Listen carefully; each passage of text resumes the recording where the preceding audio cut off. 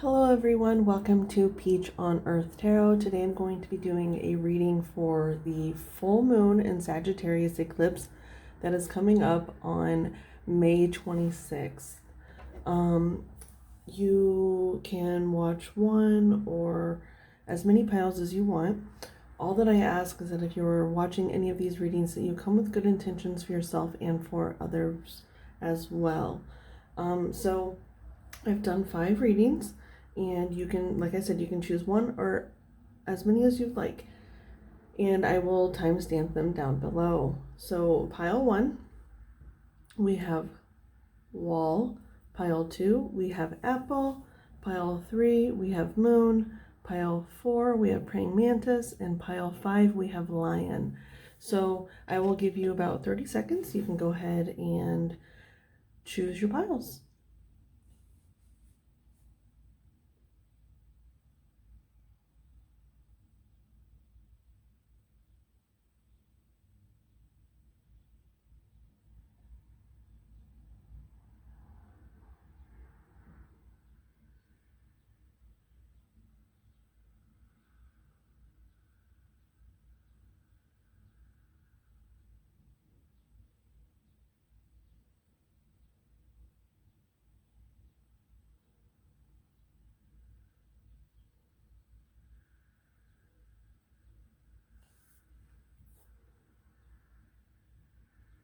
Okay, you guys, we are going to go ahead and get started with pile 1. I'll see you there. Bye.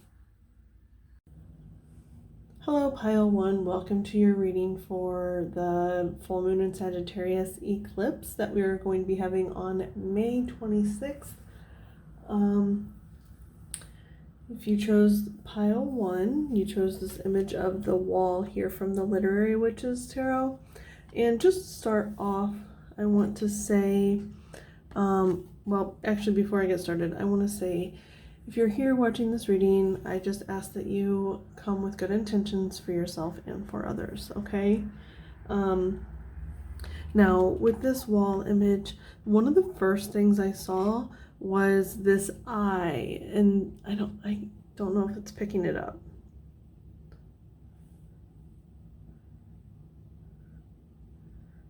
Okay, you can kind of see it now. There's an eye right here, and it's right in the middle where the door opens. And so when the door opens, the eye has visibility on both sides of it. But I have a feeling that this door doesn't open very often. Hang on, let me move these out of the way. It stays shut because it looks like a fortress, you know. And it's interesting if you think here about like perspective, because it looks like a small room or a small, because I'm just getting it as like a one room area for some reason. You know what I'm kind of getting? So it's kind of like the mind, and that's the third eye there. You might have a barrier between you and your intuition.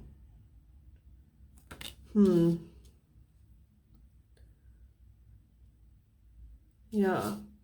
Okay. So next we have a tea leaf card, and it's going to kind of like clarify this, I guess, a little bit. Oh my gosh, the Tower. That's crazy, because if you think about it like in a castle, this could be like the shape of a tower. So this is just like kind of a snippet of a castle. Like a tower on a castle. I don't know why I'm getting that. But anyway, it says solid foundation, success with effort. Yeah, now this is solid. This image of this wall, it is very, very solid. It's made of brick or stone, and it looks like a fortress, you know. But to get something so solid, you have to put in a lot of effort. I'm getting with the success with effort, it's like you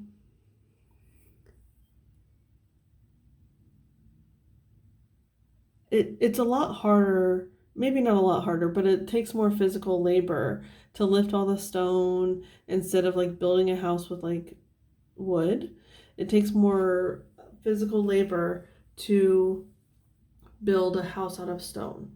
And that's might be why I'm getting that it's just like a one room structure, because it would take even that much more effort to build the fortress or whatever. So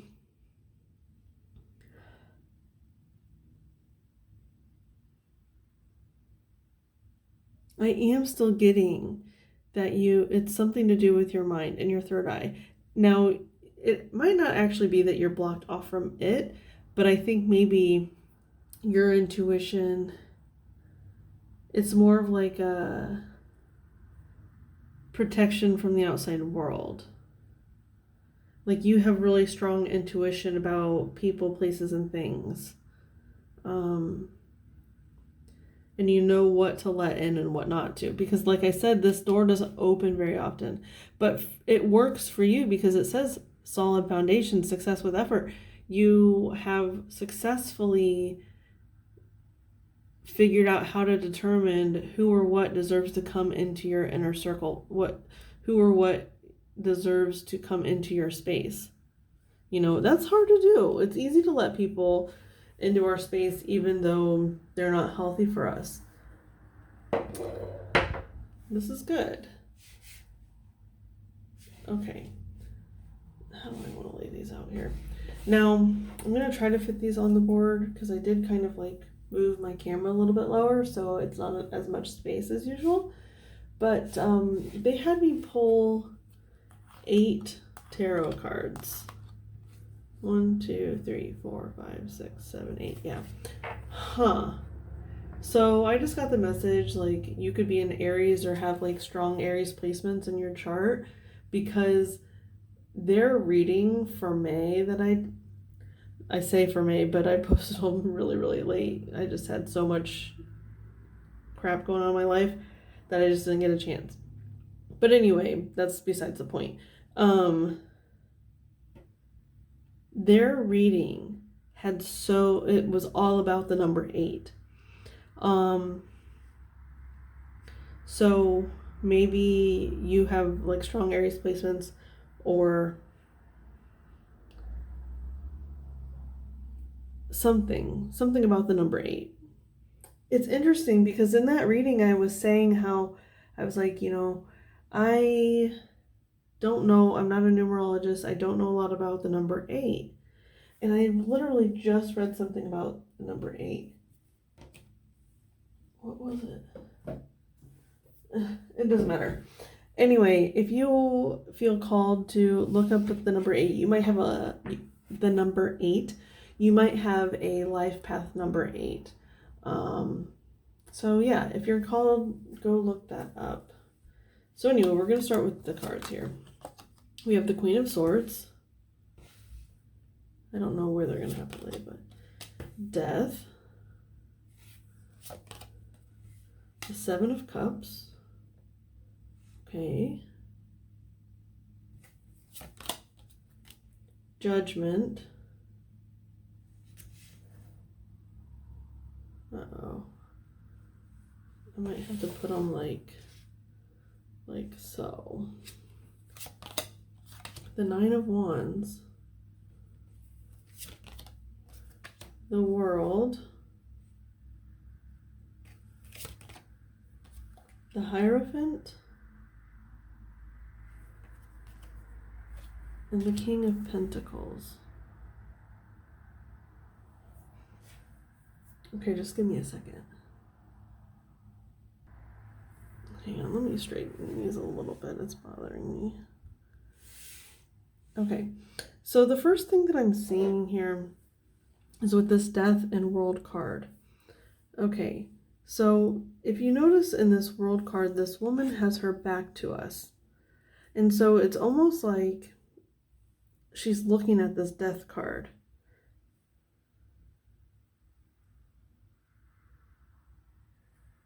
Oh my gosh. Sorry, I just got this really, really specific message.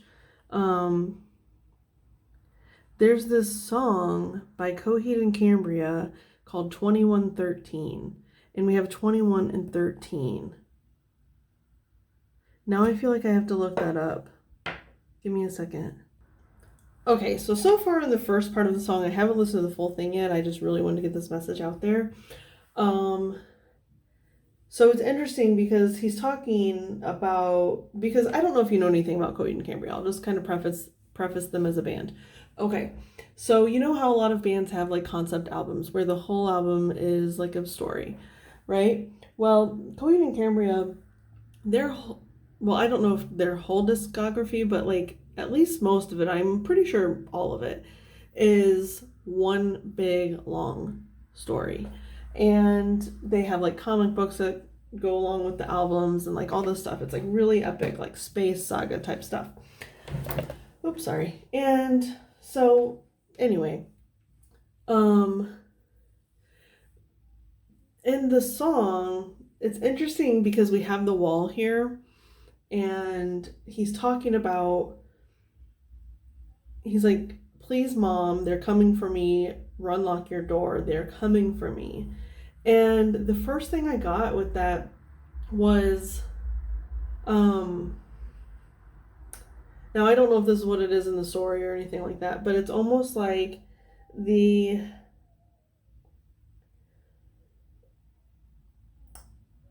that whole like being selective about who you let into your space, it's almost like you feel like you're constantly on guard because you have to live out in the world, right? And I'm getting so many messages right now, it's insane. I'm just trying to sort through them all. Okay. So you have to be really selective about who you let in. And the mom, run, lock your door, they're coming for me. It feels like it's like, this is like a terrible way to put it, but it's like the robots or the zombies of Earth. And because do you know how it feels sometimes? Like if you are really spiritual or like, you know, quote unquote enlightened, whatever, if you just have a lot of like spiritual abilities, it's almost like you have to fight off those lower energies. And I'm not saying like you're above anyone or below anyone or anything like that, but it's just like everyone is where they are. But like the darker energies can want to attach to the more spiritually gifted people. And that's kind of what this feels like. But then also with this death here, I am kind of getting, well, I said zombies. It is kind of like that. It's almost like, I don't know if you've ever encountered anything like this. This can be a really super deep message and people are going to think I'm crazy, but oh well. So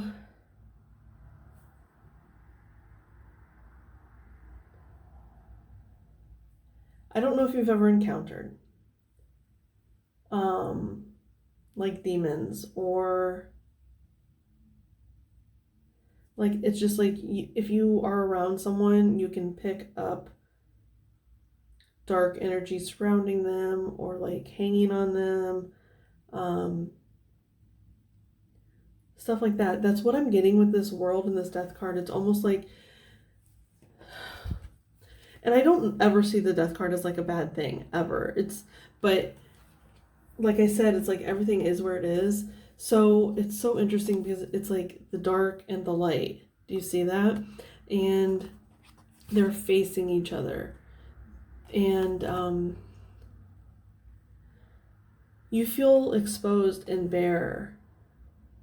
But this person is, or not this person, but it's like these demons are, I'm getting like succubus and incubus type of energies. Just like any entity that attaches to people. And I think that you confront them a lot because of your abilities, your spiritual abilities. And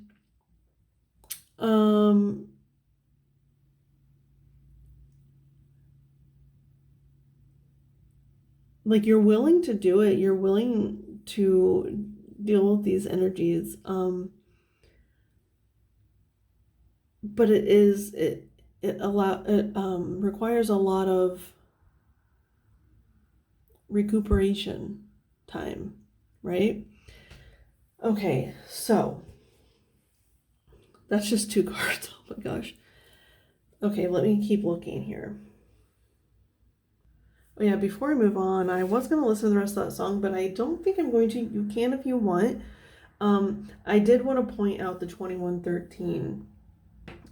So 2113 is like 9:13 p.m. And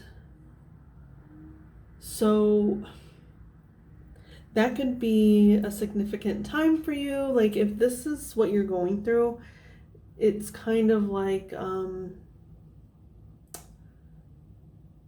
that could be a time when it like starts to ramp up, or it could be happening in your dreams, because I was getting that message too when I first saw the wall, was it could be something to do with your dreams. So it could be like you come across a lot of like demonic energy in your dreams. I keep being called to share personal stories because like this is something that happens to me a lot. I'm actually going to share because I think it's important. If you feel like you can sense these things, but you don't know what to do with them, I'm going to share a little tip with you, because this is what I do, because I come in contact with these kinds of entities a lot. So just day to day, when I pick up those kinds of energies, you know, this in my day-to-day life, it hasn't happened that much, just like a handful of times, but I've come across like they're like demonic types of energies. And so what I do, because sometimes they can like haunt you, right? Like you just think about it over and over and over and over and over. And what I do is I just like, I guess I kind of pray, and I don't know if you've ever heard of Ho'oponopono before. It's a Hawaiian kind of, I don't know if it's a prayer necessarily, but so I start doing the Ho'oponopono, which is you tell that energy that you love it. Say, I love you, I'm sorry, please forgive me, and thank you. And so what you're kind of doing there is you're kind of owning up to anything that you have done in this or any other lifetime of yours. You're apologizing for anything that you've done to contribute to that energy being alive and present in the world. And you're also telling yourself that thing, like if that entity resonates with you, you know, obviously it resonated with you because it came to you. And so, or it made itself known to you, right? And so that's kind of how I start it, is I say the Ho'oponopono thing as many times as I feel necessary. And then I ask the entity to essentially go to the middle of the earth. It's kind of like a metaphorical hell, okay? Now, not to punish them, but it's like, I had a reading, I think last month, it's called like Baptized in the Flames of Hell. And that's kind of how I view lifetimes, is like you start kind of like at the lowest of low, and each reincarnation you learn and you learn and you learn and you learn and you grow and you grow and you grow and you grow. And so even though those entities are at the very beginning, by the end of their journey, they could be highly enlightened creatures or whatever. So I ask it to go to the center of the earth and like be baptized in the flames of hell, essentially, you know, and ascend. And I wish them well, and I say, I hope that you find healing. I hope that you can ascend in a healthy and proper way. So that's the waking kind of things. Now, in my dreams, I've had this similar situation where it's like these demonic presences that can stay with you well past your waking, like, you know, when you wake up. But in the dreams, I often encounter these things, and I do kind of the same thing where I go and I should be scared, right? It should feel like a nightmare, but you go to it, and sometimes it is terrifying. Like, I've had some where it's like I can feel my heart beating, but I'm deciding to be brave, which is not really like me and like on earth. But I decide to be brave and go confront whatever it is that I'm facing in the dream. And I say, okay, tell me where you're coming from. And, you know, they're not usually like speaking or anything like that. They're just like what they are. Like, just for an example, like one time it was like this like hurricane, like tornado type of thing. But it was like a monster. It wasn't like a storm. It was a monster. And so I was with loved ones, and we were like running. And I was like, why are we running? Like, it's not doing any good.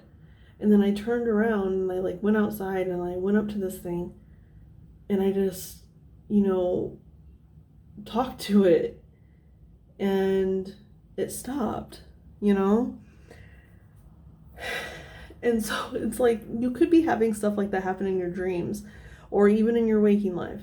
I'm sorry that was such a long story, but I really feel like it's pertinent to what you have going on right now. It's like this judgment card, right?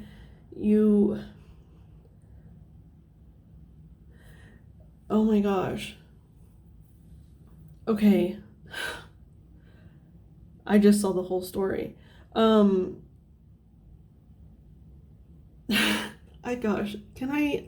just need to form thoughts here. Okay. So like with the Queen of Swords, that is like, it's a regalness. You have a regalness about you. The way that you handle these kinds of situations, it's like clear cut. You see things, and you stand in your power, and you see truth, and you know truth.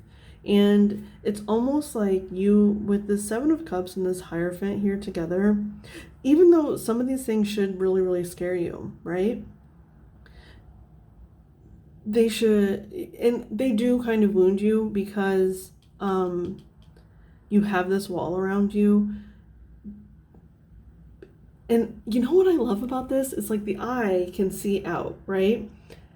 But there's this wall around you. You are strongly protected. The solid foundation, success with effort. You are so protected. And I think you've put a lot of effort into your third eye, into your intuition and knowing these things. But so there's this protection around you, but you can still see out. You can see these things, but they can't get into your field, because sometimes that can be a problem with people who can work with like the darker energies.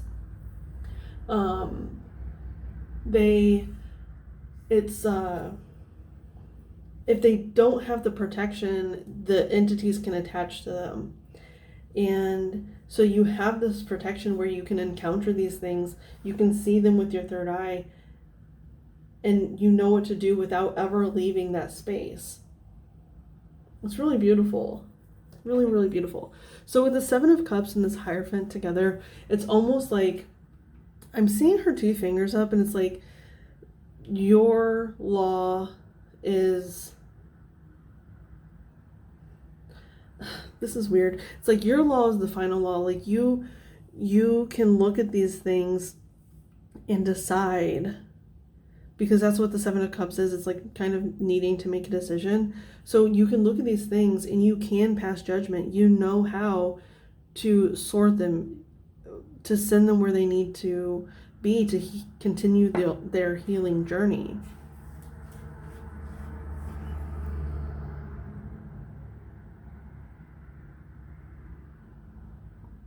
I love it. And these two women here on both of these ends, they look very, very similar to me.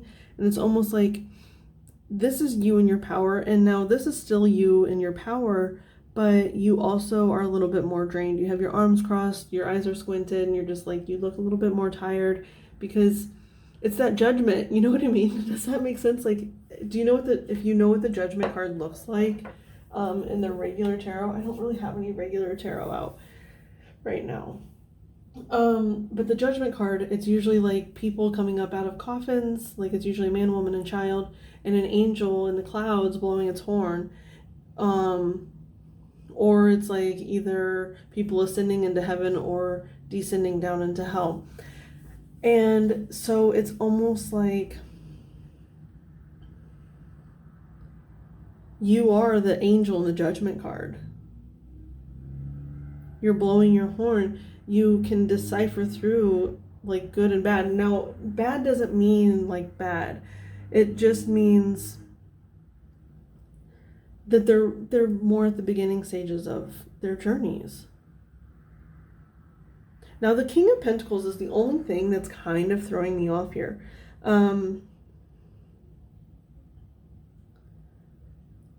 Because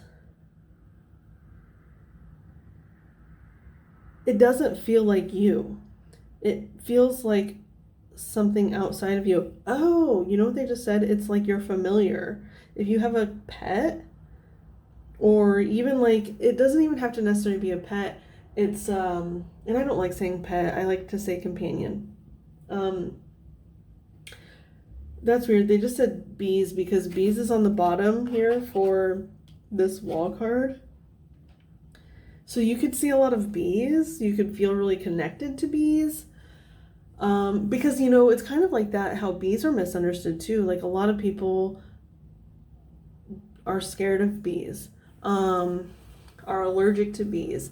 So they can be construed as negative, but they're very, very positive for the world. And that's so interesting. So it's like you can see the good and the bad. You know what I mean? But anyway, so that kind of feels like a familiar. If you have a pet or a companion, I mean, an animal companion,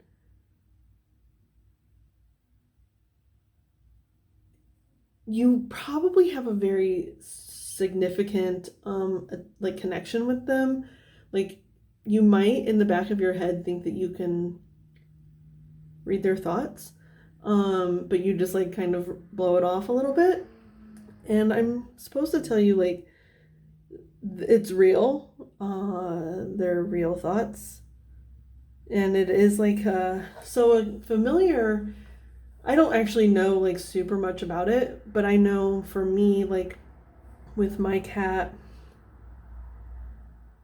companion, when I first got her, or when she first started living with me, she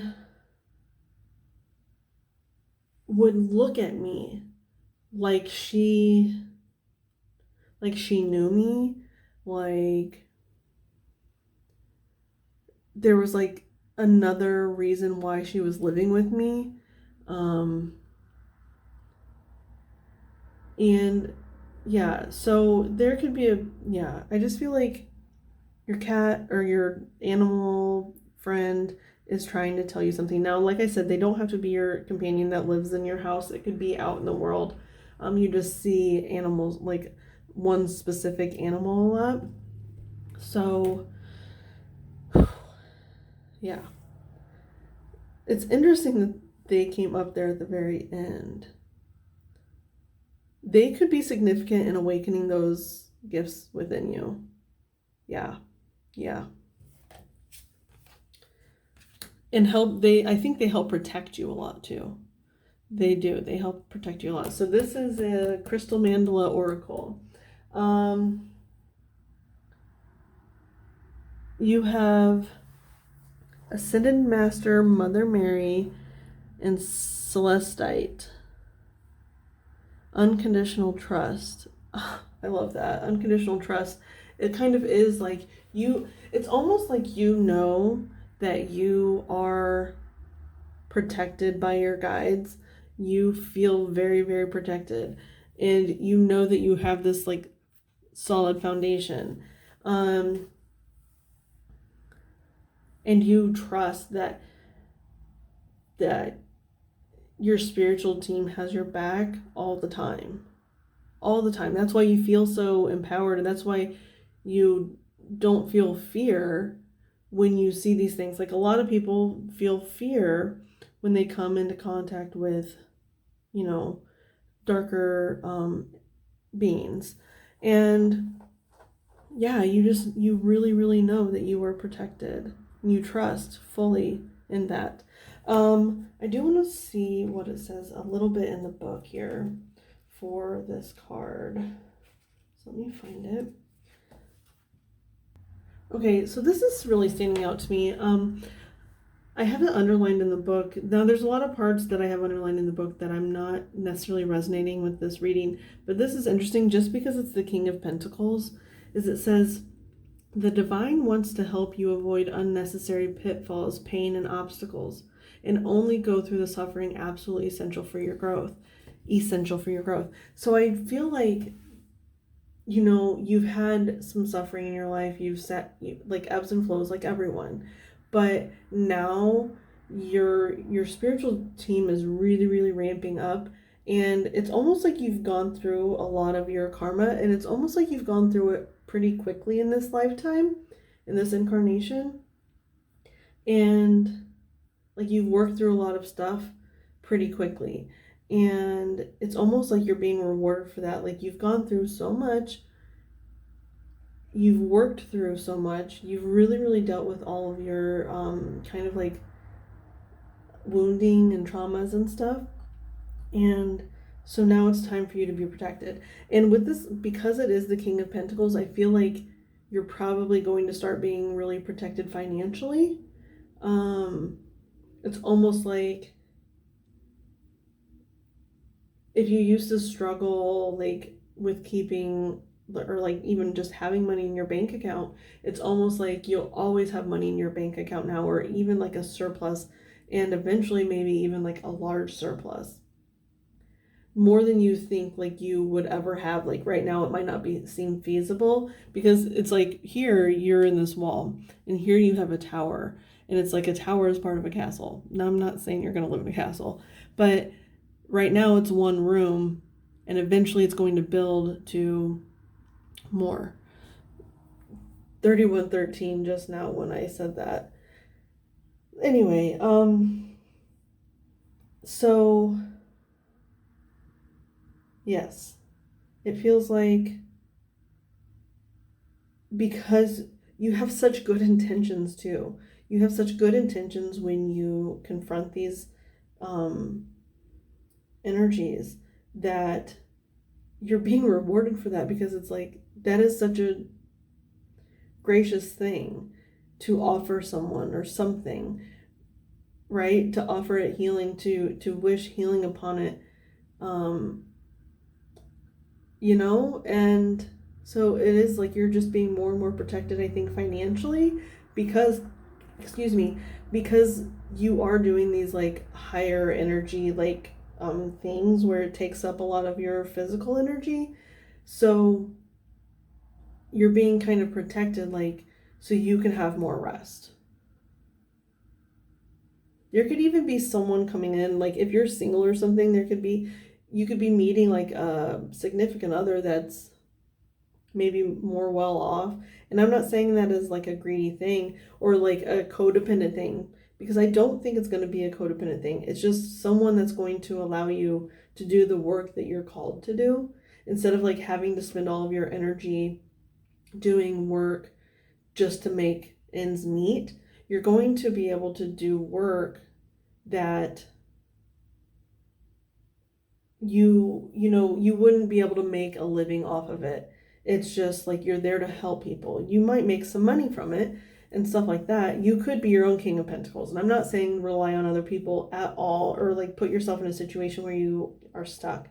But it's just kind of like they see, like this person, it's almost like they come in and they see you and they say, what you're doing is good. I want to help you. It's almost like they are also in a position to help you in a way that you're also helping others. Does that make sense? Like, you're uplifting people, they want to uplift you. It's a cycle. It's a it's an equal give and exchange, So anyway, pile one, this has been your reading. I didn't plan to go this long, but it happens. So I hope this was helpful. If it was, you can like, comment, share, subscribe. I thank any of you for being present today. Any of your guides that were present, any of my guides that were present, from the bottom of my heart, thank you so much, and I'll see you soon. Bye. Hello, Pile 2. Welcome to your reading for the full moon and Sagittarius eclipse that's going to be happening on May 26th of this year, 2021. So just to jump right in with this apple energy, I guess I forgot to say that all are welcome here. All that I ask is that if you're here watching this reading, you come with good intentions for yourself and for others. Okay, so anyway, with this apple energy, I'm getting kind of the first image that I'm kind of seeing is the color red, which represents our root chakra, our passion, and whatnot. And then I'm also seeing like the core of the apple. Even though this is a whole apple, I am seeing the core for some reason. Because, like when you look at a human, you can't see their internal, like their chakras and how they are aligned. It takes a lot of like energy work to see that kind of stuff. And so what it's kind of telling me is like, it's really important to have that base in your root chakra for the rest of your chakras to be in alignment. Like, that's really, really important right now, especially in a time, we're in Gemini season. That's an air season. They're an air sign. And we have the full moon coming up, which can be a little bit of a chaotic energy. And then the eclipse can be a little chaotic. And then shortly thereafter, sometime in Gemini season, we are starting our second Mercury retrograde of the year, which can be a little chaotic. So I think right now grounding is really, really important.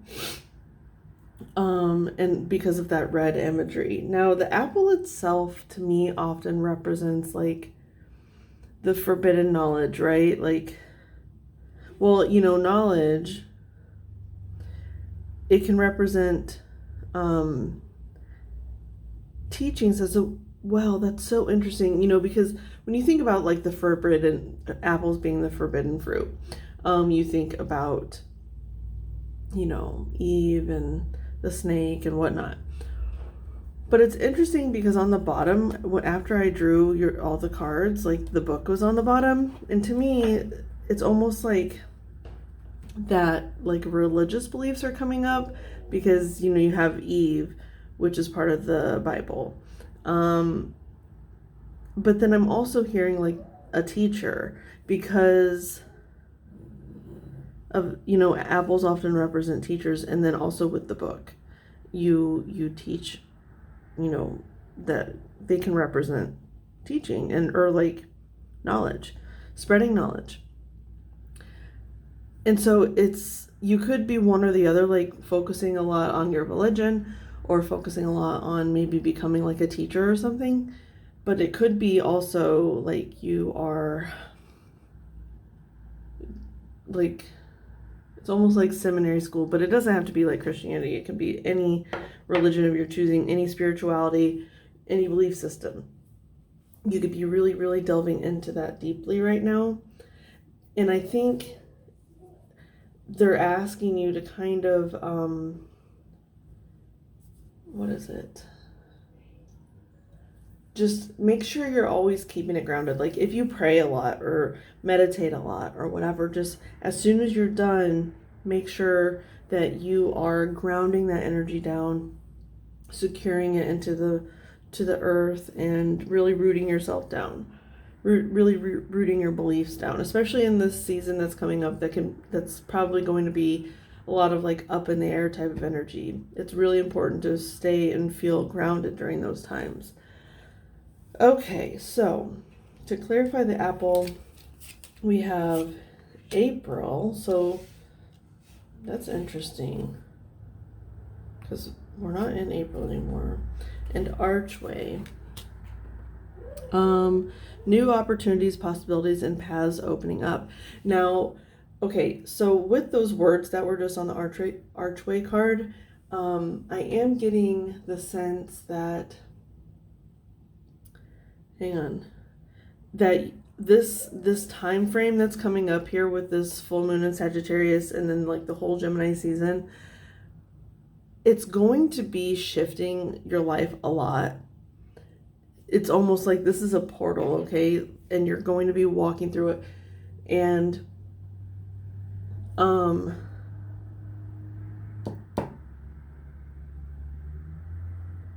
it's going to be very, very significant. Now, with this April card, there are very, very similar energies in these two cards that's happening here. But I'm also getting that it's like a time frame, almost like whatever's happening here during Gemini season is going to be a continual shift from now until next April. Like the next stretch of the path is from now until next April.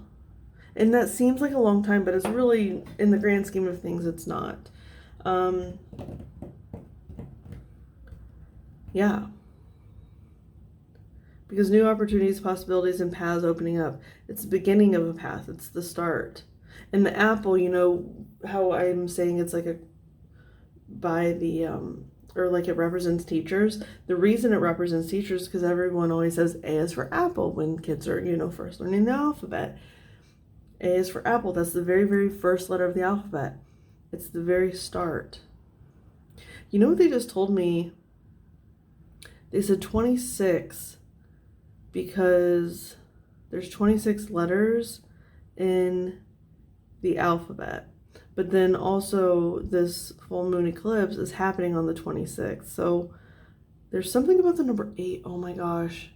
So 8 came up in the Aries reading like crazy. The Aries May reading. It was insane how important the number 8 was. So I don't know. There's something going on with the number 8. I don't really know. I'm not a numerologist or anything like that.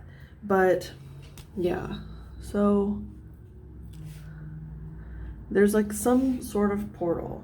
And it's almost like no matter what you do, it's going to be... Let me turn my lights on. Hang on. I'm sorry. I forgot to, and it's getting dark out. No matter what you do, because if you look here, I love this.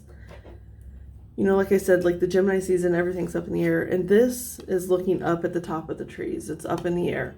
And this, but it's a very similar vibe to this, right? It's still kind of like a portal. It's just a little bit more open-ended, a little bit more up in the air. And this one is on the ground. You're going through the portal grounded. And so it's like, even if you struggle with grounding, because it is going to be a little bit of a struggle during this time to stay completely grounded, because it is very, very chaotic. You can't control everything, but what you can do will help you just feel a little bit more in control, a little bit more sane. But also, even if you aren't super successful, you're still going to be okay. You're still going to get through the portal. You're still going to go on this new path, new opportunities, new possibilities. Okay. So, oh, and that's interesting how I was talking about 8s. They had me get 8 cards too, which I normally don't ever use this many tarot cards in a reading. So they had me get 8 cards. So we'll see what they have to say. You have Justice, okay. The Magician.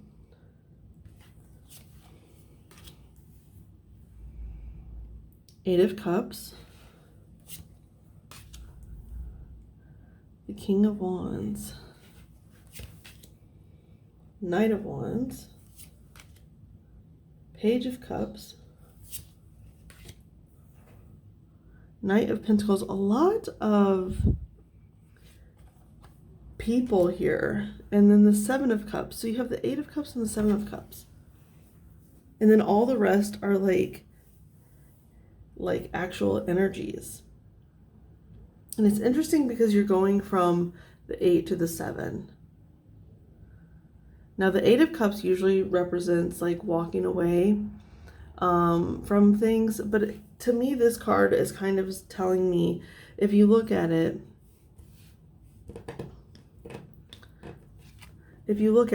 these 4 cups are upright and these 4 cards are cups are turned upside down. But if you flip it over, it's the same. You know, there's still 4 upright, there's still 4 down turned. And what that tells me is it's almost like these two things where it's like, hang on.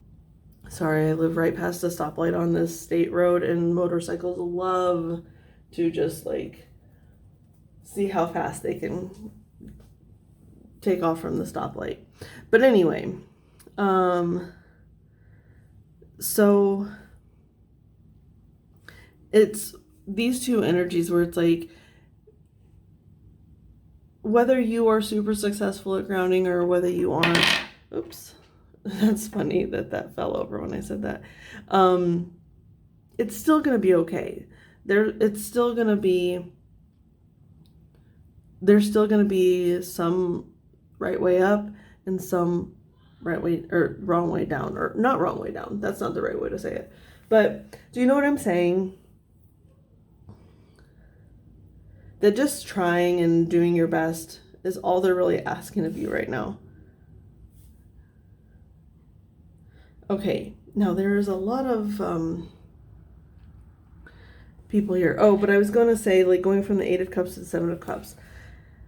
Like, normally you would want to go from the 8 to the 9, but the 7 is kind of like you get to decide what it is. Like, when you go through this new archway, like, yes, you are walking away from other things, but you get to decide what to carry forward with you, because the Seven of Cups is about making choices. It's about needing to make a decision. And I like, so with this King of Wands above the Seven of Cups, it's talking about you're choosing your own passion, you're choosing yourself. And I like that too, because on the bottom of the tea leaf fortune reading cards is the tulip, and it says great passion, and that's what the King of Wands represents. It's passion. You are choosing yourself. You're choosing what feels right to you. Now let me kind of look at the rest of these energies here. Oh my gosh, you guys, look at this. I'm going to pick them up because I don't know if you can see it, but the Page of Cups, all of these cups around her, there's 7 cups there. They are these exact same cups. Wait, no, they're not. Oh, yes, they are. They are the exact same cups. So it's interesting because you have this, because you have the Knight of Wands, which is like really fast forward movement, passionate movement. And then you are paired here with the Page of Cups, and she has these 7 cups in her hand. But with the Knight of Pentacles, this thing sitting behind her almost looks like a clock to me. But also, so the Knight of Cups, or the Knight of Pentacles, what they say about the Knight of Pentacles is, you know, it's really, really slow moving energy, but it's also, it's like he's the only knight that crosses the finish line, or she, you know, it doesn't matter if it's a man or woman in the card, it's the energy. So, it's because April seems like such a far time off that it might seem like it's, you want things now. You know, this portal is opening now, but it doesn't close again until April, right? But that seems so far off. And by close, I mean like the next one, the next portal, or whatever. So it seems like it's far away with this Knight of Pentacles paired with the April. It seems out of grasp, but it's the only night that finishes or crosses the finish line. And it kind of helps ground down that energy, you know, because this is all very like, this is a Libra card, which is an air sign. The Magician is fire. Well, it's actually all the elements, but yeah, that's the only pentacle, and it's like the knight has to carry it forward, it has to ground it, and it's only one card out of 8 that's a pentacle. So like I was saying, it might be a little bit of a struggle to ground, but as long as you're trying, that's all they really ask, you know. It's like, just try a little, and we'll have your back. Like, they'll keep you on kind of this path, right? So by they, I just mean like your guides or whatever it is that you feel connected to. Now, with the Justice and the Magician, it's almost like, first off, I'm seeing the 11 and the 1, so like 111 or 111 might be a number for you. But also what I'm seeing is like, you can't stop whatever it is that's coming. And it's not a bad thing that's coming. It's a really, really good thing. But it's already set in motion. Like, there's no, like, you can't turn around and go the other way at this point. You have to go through. Like, it's like almost like the road behind you crumbled and is no longer exists. So you have to go forward. Maybe that is something in your life. Like, maybe you have completely left something behind you. And it has crumbled. You cannot go back to it. It's like the bridge was burnt. And that's what this feels like, this Justice and the Magician. It feels like the only way that you could manifest this portal into your life is if that had happened. Like, if the crumbling had happened. And that's the Justice energies.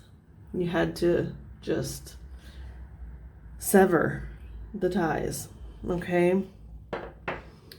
Is there anything that I kind of want to clarify? And we have the King and the Knight of Wands. To me, it just represents, like, it's a very I'm getting like a very fiery, passionate, emotional energy, just because there's a lot of cups and a lot of wands. Hang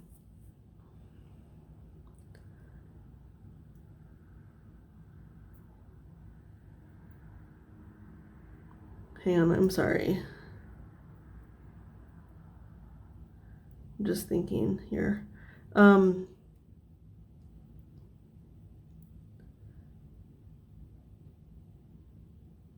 You could be a fire sign for sure. I'm hearing, and fire is Aries, Leo, Sagittarius. You don't have to be, but you could be. But I'm getting that grounding again. They're telling me about that. It's like, to make sure you're grounding as best you can. Okay, well, I guess we're going to go ahead and look at, oh my gosh, look at what this card is called.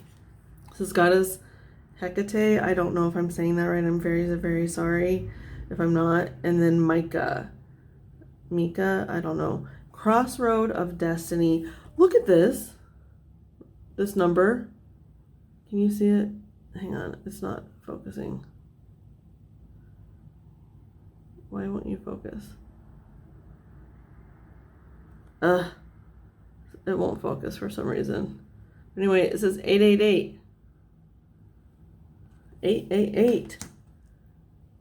And like I said, that was the Aries reading. You could definitely be a fire sign or an Aries or whatever. And April's here as well, and that's Aries season. That's crazy.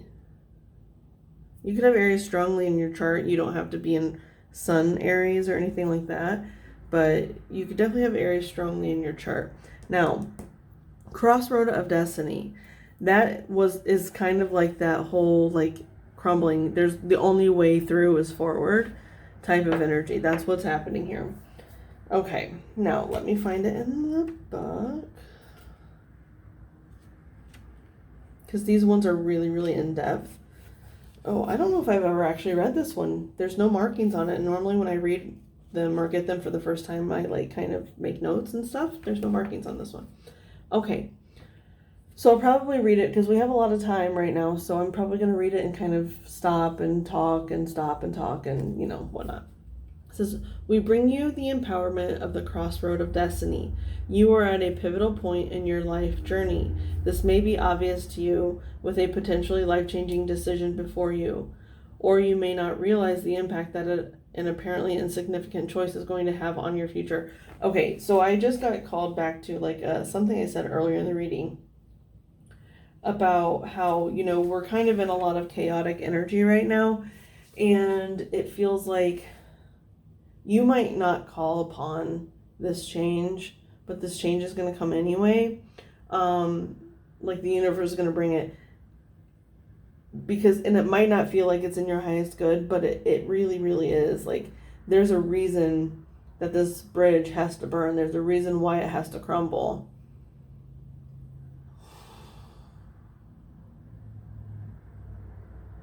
You know? Okay, hang on just a second.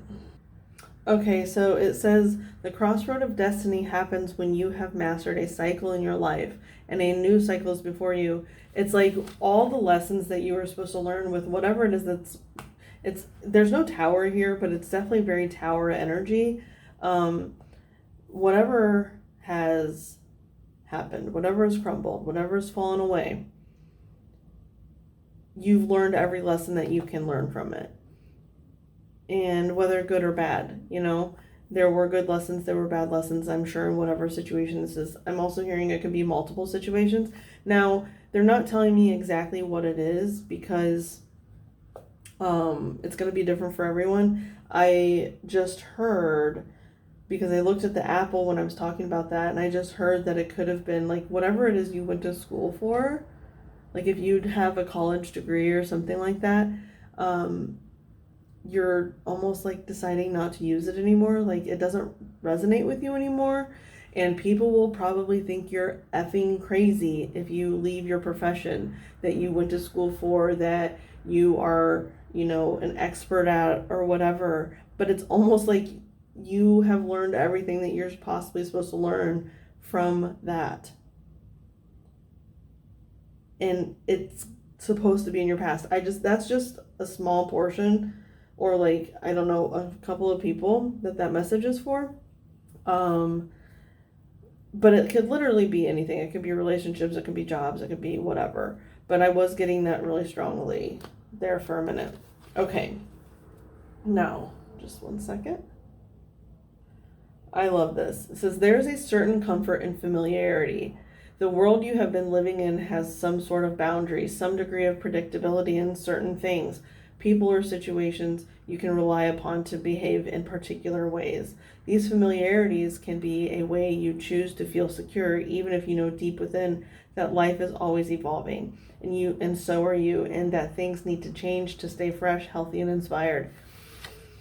I mean, that's exactly it. There is something that you know deep down, even if you haven't admitted it to yourself yet, that you know deep down needs to fall away, needs to change.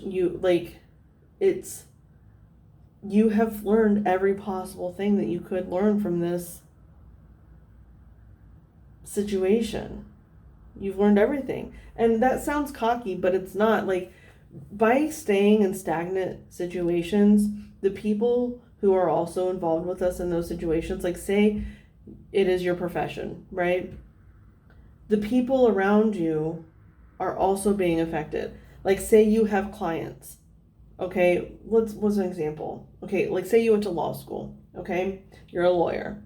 Your clients are not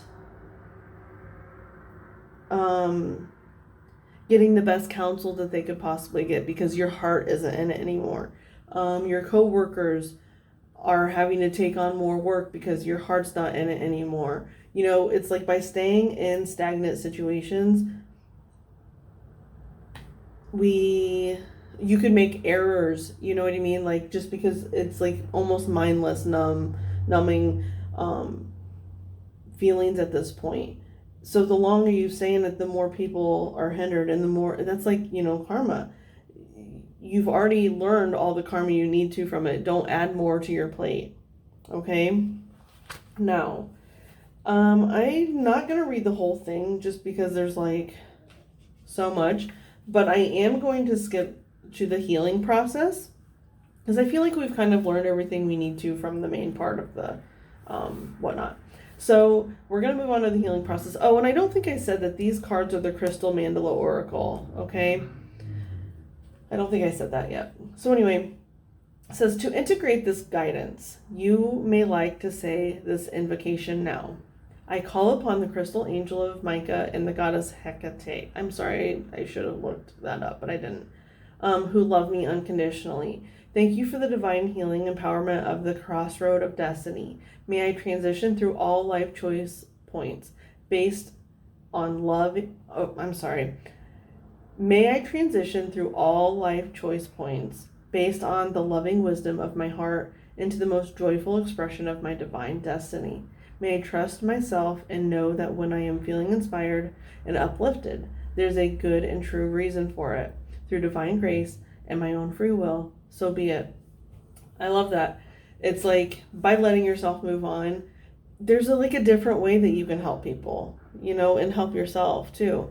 But it's like those around us, when we transition from something that no longer suits us to something that suits us, there's people who can be helped. It's like you can kind of course correct where you were kind of adding up bad karma before. You can course correct and start gaining good karma because you're transitioning to helping people in the next stage of your life. Okay. Let's see here. It says relax. Oh, hang on. So think of your heart chakra, okay? And it says relax and breathe in and out several times. Then say aloud. You don't have to say it out loud. I'll read it to you if you want to. You can if you want. I choose of my own free will through this and any lifetime and through all layers of my entire being to release any experience and associated belief system based on fear of hearing and acting on my heart guidance. I trust in the divine plan for me as it shows itself in the crossroad of destiny in my life. Through divine empowerment and unconditional love, so be it. Let's see here. Now there's two more here that I'm going to read, okay? It says, bow your head and say, may divine love bring recognition of the wisdom of the heart into collective human awareness. May any fear of respecting and honoring the heart wisdom be released through divine merciful healing. According to the divine grace, unconditional love, and in service to the divine feminine wisdom evolving through humanity at this time. So be it. So what it is in that, it's almost like that whole, by doing it for yourself, it encourages others to do it. It's like what the lessons you learn, if you then are able to speak them out to others, it helps them heal as well, right? When we share our experiences, it helps people resonate with us. And it's almost like, instead of being scared, because that's how they're talking about the divine feminine is evolving through humanity.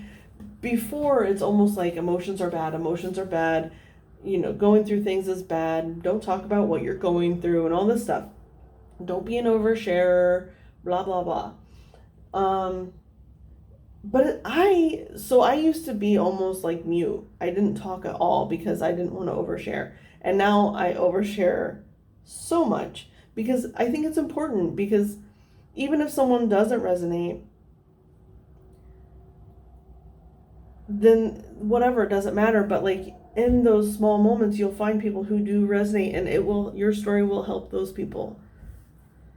Okay, so it says you can finish your healing process with this affirmation said aloud 3 times. I'm going to read it once. You can read it back to yourself 2 more times or write it down or whatever. My flawless heart guides me through the crossroad of destiny into shining new life. I'm just going to read it 2 more times because it's short. My flawless heart guides me through the crossroad of destiny into shining new life. My flawless heart guides me through the crossroad of destiny into shining new life. Okay, pile 2. This has been your reading. I hope it was helpful. If it was, you can like, comment, share, subscribe. I thank any of you for being present today. Any of your guides that were present, any of my guides that were present, from the bottom of my heart, thank you so much. And I will see you soon. Bye. Hello, pile 3. Welcome to your reading for full moon in Sagittarius eclipse that is happening on May 26th. If you're here watching this reading, all that I ask is that you come with good intentions for yourself and for others. Okay, so pile 3, we have here the moon. We're starting with the moon. Now, this is telling me, like, the first message I got is that you could be a Sagittarius. You definitely don't have to be, or you could have your moon in Sagittarius or something like that. So you could be strongly affected by this upcoming eclipse. You could probably already be feeling the effects of the eclipse a couple of, like a week or so beforehand and all that stuff. So with the moon, the moon usually represents mystery and our dreams.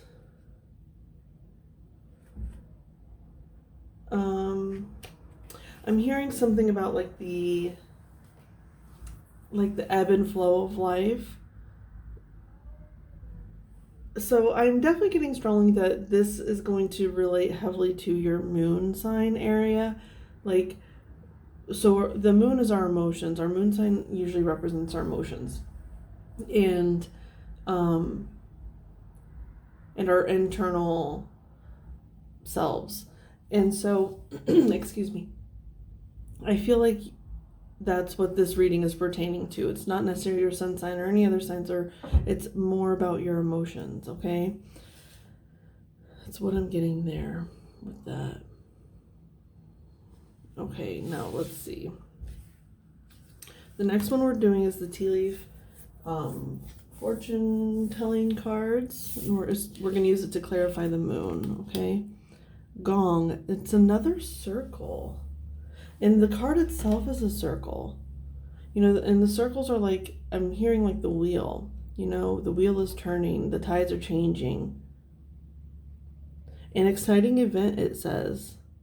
It's almost like this eclipse is going to, it's like that gong, like when you ring the gong, it's like a energetic shift is happening. Because the moon is a circle, the gong is a circle, this card is a circle. It even has 2 O's in it. That's interesting. So, yeah. A lot of Wheel of Fortune energy. Definitely. We're going to go ahead and just get the cards out. The tarot cards. Now I'm using the Lovely Omens Tarot. And it's interesting because they have had me get 8 cards for each of the piles so far. And if you think about it, an 8, when turned on its side, or even just normal, it's like 2 circles, right? 2 circles make an 8.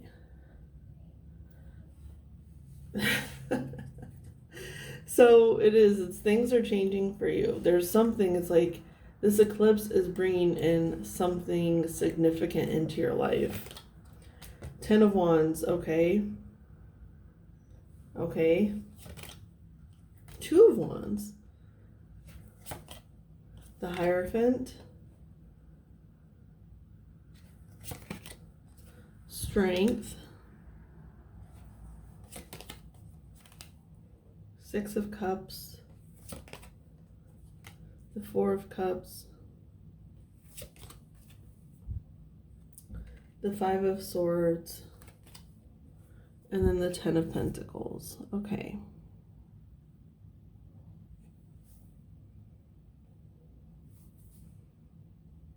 So the first thing I'm finding very, very interesting is that we're starting with the 10 of Wands and ending with the 10 of Pentacles. That's starting with the 10 and ending with the 10. And 10s are like the Wheel of Fortune that I was talking about is the number 10. Like it's the 10th card in the Major Arcana. So there's such like this turning that's happening here. And it's all really, really positive, but it gets a little murky here in this area.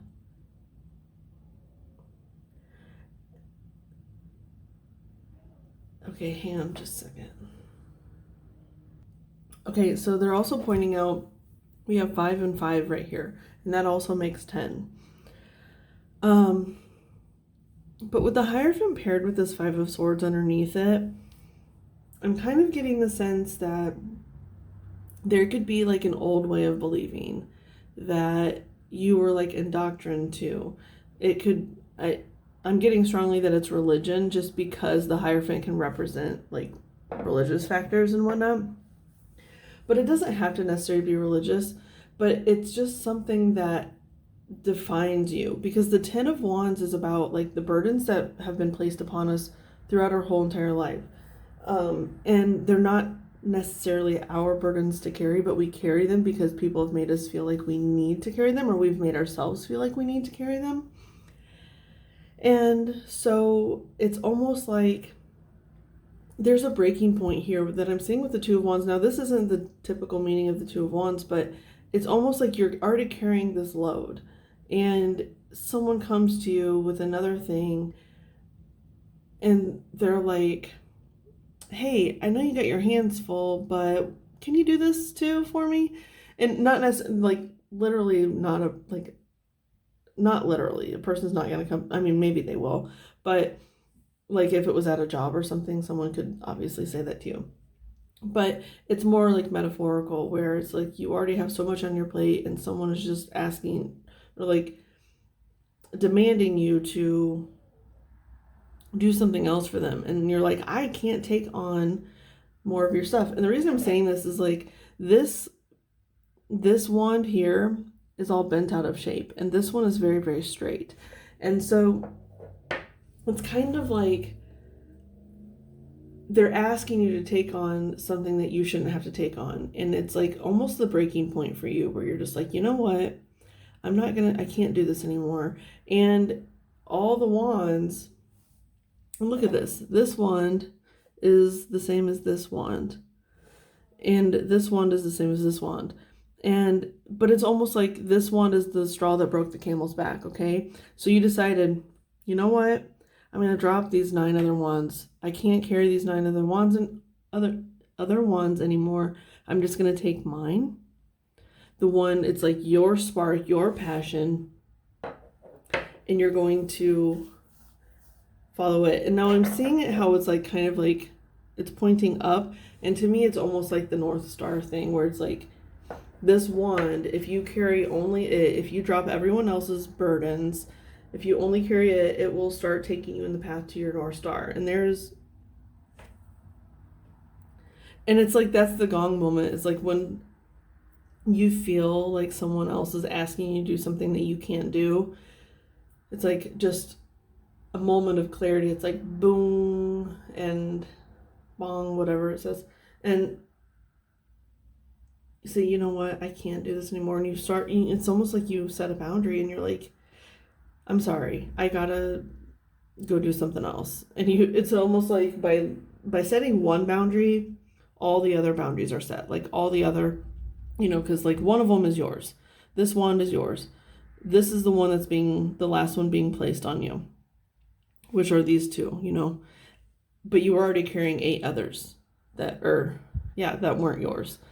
And so it's almost by setting the one boundary, you say, okay, you know what? I got to set a boundary with all these other 8 too. And, religious factors could be a benefit or a benefactor in that. But also, I'm getting that it's almost like you're getting a moment of clarity of who you want to be in the future, like spiritually. And by getting that glimpse, you're having the strength to carry it out. And as I said, carry it out, I saw that she's like holding the cat. She's carrying the cat.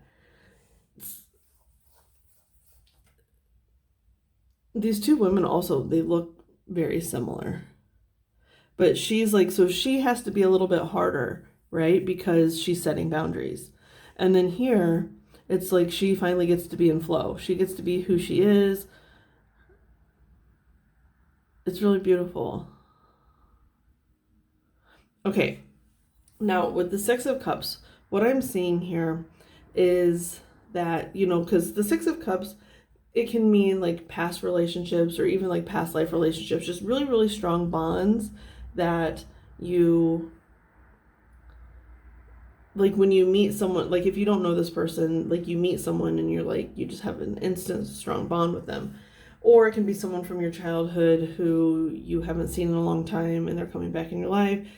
But also what I'm getting here with the Six of Cups is there's something that you wanted to do when you were a kid that you just totally ignored because everyone told you with this Ten of Wands, everyone told you, especially since the Six of Cups is below the Ten of Wands, everyone told you that you had to be this person. And so it didn't coincide with the person that you dreamt about being when you were an adult or like when you grow up. It didn't coincide with what everyone else was saying. So you kind of just buried it. And that's kind of like that one wand that's your thing, that there's always probably been like a flame or like a pilot light inside of you for that one thing, but you just have let it, you know, be a pilot light. It's not served any function. You have to push the button to start it, right? And that's kind of what's happening here with this gong moon energy. It's like Wheel of Fortune type of energy. You push the button to ignite the flame, right? And I think it's something that you desired in the past. Like think about when you were a kid and you know, like when adults ask kids, oh, what do you want to be grow up? Or what do you want to be when you grow up? What is it that you used to say like fully that resonated deep in your heart? You know what I mean? Like that's what it is. And I know a lot of people say like princess or ballerina or firefighter or something, but like even if you said like princess or something, it just means like you dreamt of living like a regal kind existence, you know what I mean? But just think back to what it is that you actually said that you wanted, and that's what you're supposed to hold on to. Because the Four of Cups, it typically means like looking at other situations and missing opportunities, but I'm not getting that here. I'm getting it more as like a little bit of it's like a mix between Four of Cups and Four of Pentacles. So what it is to me, it's kind of like holding on to that hope of this thing. And you know, okay, so they're giving me two messages here.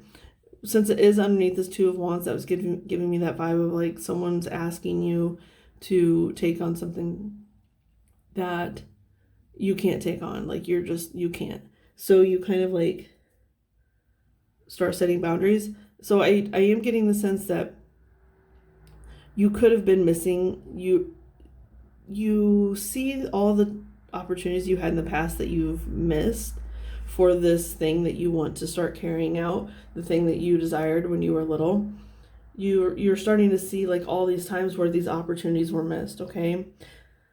And it will cause some resentment, I think, especially with this Five of Swords here. It's like you'll have some resentment about that, and that's perfectly natural.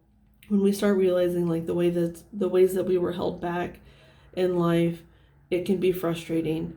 But just try to remember that you were where you were supposed to be. Where you were learning lessons there, okay? So anyway, also I'm getting the sense that it's like you are going to start holding on tightly to this dream. You are going to start living your life in a way that this dream becomes the main focus. It's like that Ace of Wands. It's the North Star. It's like you're focused on that one path. And that's perfectly okay to do that. I hope you know. And so it's going to cause, if this is representing the way that you were raised, like in your faith, this Hierophant card. Now, if you're laying like your religion down, if your religion that you were raised with no longer resonates, or something, if that's what's going on here, even if not, if it's just something like the way that you were raised, you know, it can be anything. I don't know any other examples, so we're just going to use religion as an example. But it's almost like it doesn't resonate with you anymore, so you lay it down. It is going to stir the pot. It is going to ruffle some feathers probably, and you have to be ready for that. And that's where the boundaries come in. You have to set the boundaries, because people aren't going to understand where you're coming from at first. Now, they might eventually come around, or they might eventually not. It just depends on the person and your relationship with them. And, you know, I was kind of giving someone an example the other day. It's like about, you know, we have our boundaries. And if someone, like anyone is welcome inside those boundaries as long as they pass the test to come inside, right? And so they have to like pass through a filter. And so if they don't want to lay down all the expectations they have on you, then, you know, they can't come across the boundary. But if they are willing to lay down their expectations, their desires for you, then they can come through. Okay. And I think there is going to be a lot of resistance at first, as there always is when things change. People resist it, especially when other people change. Other people in our environment, like when they change their mind about something, it is very, very hard for us and other people to accept. So just, you know, expect that. But what's lovely is we end with the Ten of Pentacles. You know, it starts off with the Ten of Wands, which is such a heavy energy. It's a heavy card. And then we end with the Ten of Pentacles, which is just like, by following your North Star, sorry, my words are like all jumbled today. You receive your like ultimate fulfillment. You know, the Ten of Pentacles is about stability in life, you know, like being financially stable, having all the things that you need to feel comfortable in life. And then it's also emotional stability.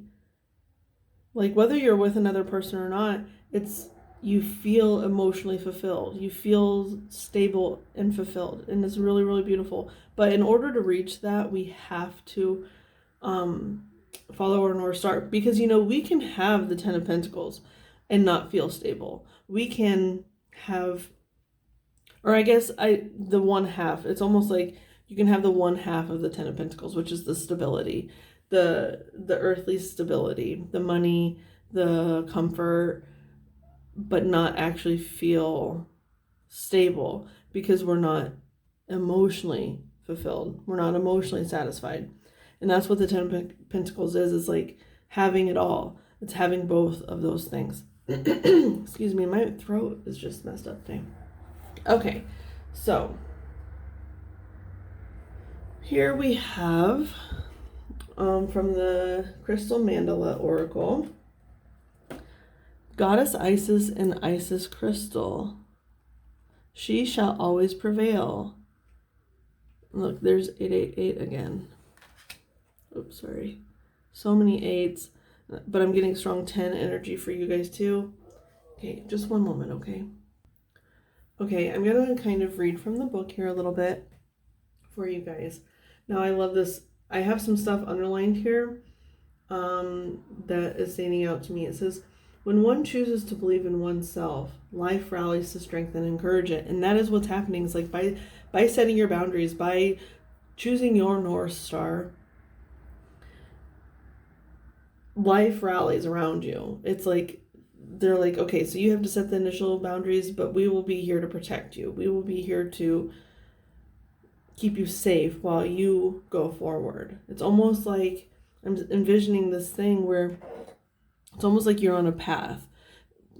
like envision a chariot card, right? Where they're on a path and they're going forward. But to me, it's almost like you're flanked by security. Like you have security all around you while you move forward. It's really beautiful, especially, you know, with the Ten of Pentacles, it does feel like that. It's like you are well protected. There is strength around you. Okay. You've had your share of heartbreak and disappointment. Rather than bitterness in your heart, you choose love.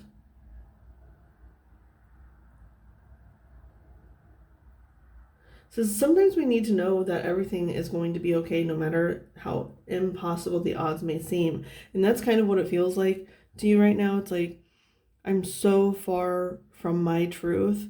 I have been, you know, misguided my whole life. I've been going the completely wrong direction, but that's not true. It just feels that way. The path is still your path, and it's not been misguided. It's been what you need to learn, because if you didn't learn those lessons before, you wouldn't understand the value of following yourself, of choosing yourself. You know, you're learning how to put yourself first.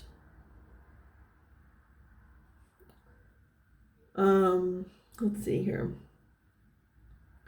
It says you have the spirit of Isis in you. The goddess Isis, she had to endure many trials. She faced heartbreak and devastating loss many times over. Her response to this was to continue evolving using all of her power. That's the thing, is like, that's what we've been talking about. You have seen all the times that you have lost yourself to others. But you're choosing now. There's this gong, this eclipse that's happening.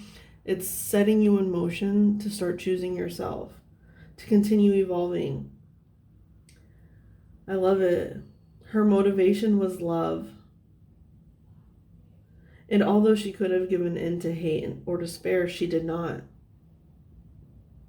Those of you that have ever been asked to give up something or someone you truly loved in order to take your spiritual journey, are being initiated into the mystery school of Isis.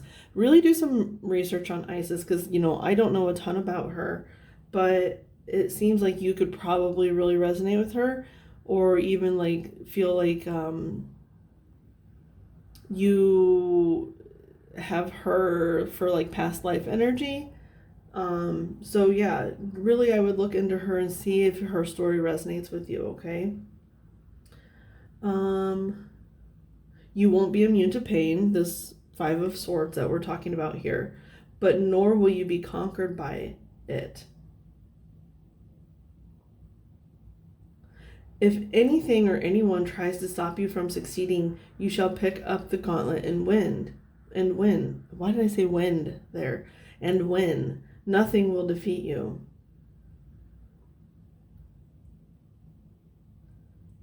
I love this so much.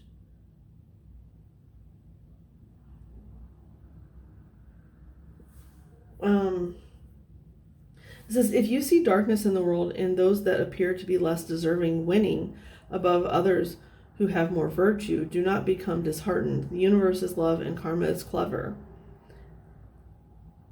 You don't have to control a thing for the perfect balance of divine mercy and divine judgment to be expressed.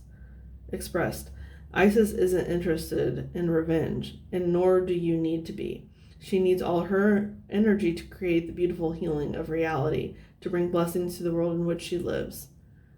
You can choose to do the same. Anything less is not worthy of your beautiful soul and wild spirit. I love that so much, because you will feel slighted. You will feel wronged, but it's not up to you for you to get revenge.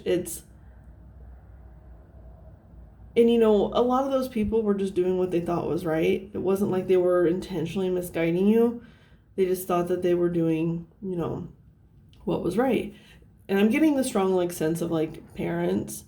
You know, your parents probably maybe guided you to who they thought was the best person that you could be, but it didn't resonate with you, you know, with the Six of Cups energy, what was truly inside your soul. Now,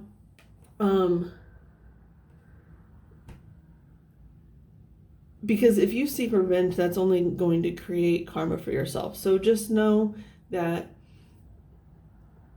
by being on your path, it will actually help heal whoever it was that kept you in cages too. Because when we heal not just ourselves, but others around us, the world at large.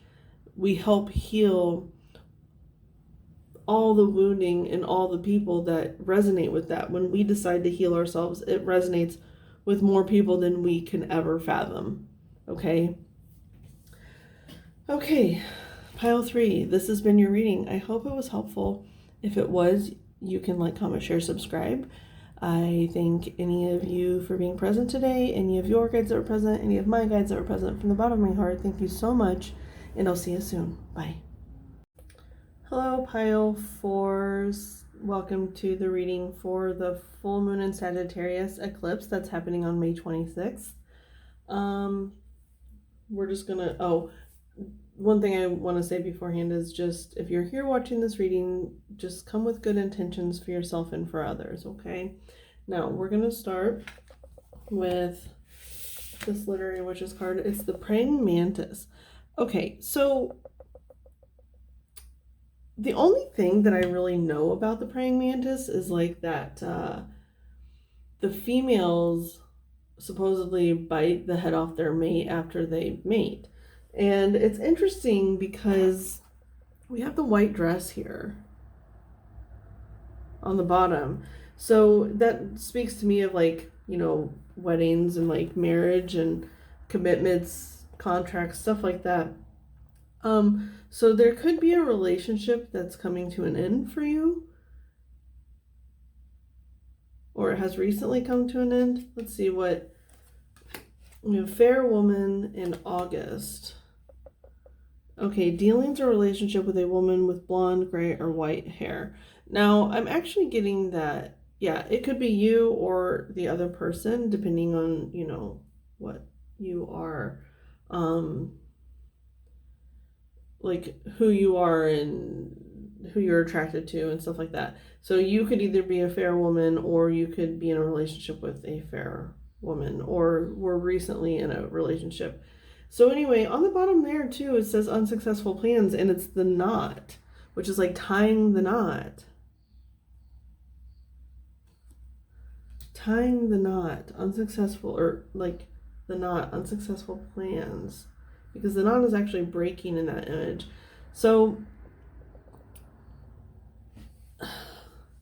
this could have been something that happened in August, but then it could have been something, I don't know, there's something about August that's important here. But I'm also seeing like a very like, this looks like an egg. Like this is the egg whites and this is the egg yolk here in the middle. And with the whole like biting the head off after you mate, it's almost like something to do with like a pregnancy or something. And it just didn't work out. This is, Now it doesn't have to be a literal pregnancy or a literal marriage. It could definitely be that for some of you. But not necessarily. It could be just like a metaphor. I want to look at the book and see what the Praying Mantis says. It just has like 3 words. Praying Mantis. Wit, manipulation, fun.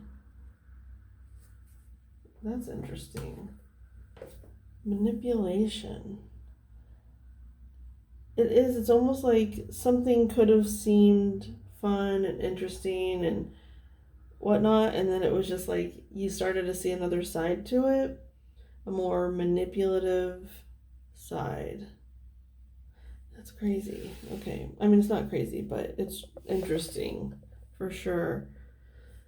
Okay, so they're having me get 8 cards from the Lovely Omens Tarot for everyone. And I don't know why I haven't really been doing these in these pick a cards. They're drawing me over to the side, and it's like the six to the bottom, and it's the Six of Swords. So that, you know, the Six of Swords means victory. So we have the Two of Cups, the Seven of Pentacles, the Ace of Pentacles, the Page of Swords, the King of Swords. Let's these up a little, sorry. The Queen of Wands, the Moon. That also looks like the moon with like clouds in front of it. And then the King of Cups. So you have two kings on either side here. That's interesting. Okay, give me a second.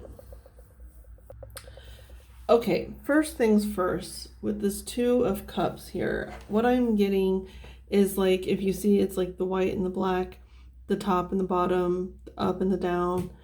So to me, it's almost like yin and yang, black and white, masculine, feminine, and heaven and earth.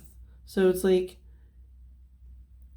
you have a lot of, I think you have a lot of spiritual abilities, but you are also very good at grounding, because this one is going to the ground, but then we also have like the two pentacle cards next to it. So you could be getting a lot of downloads right now.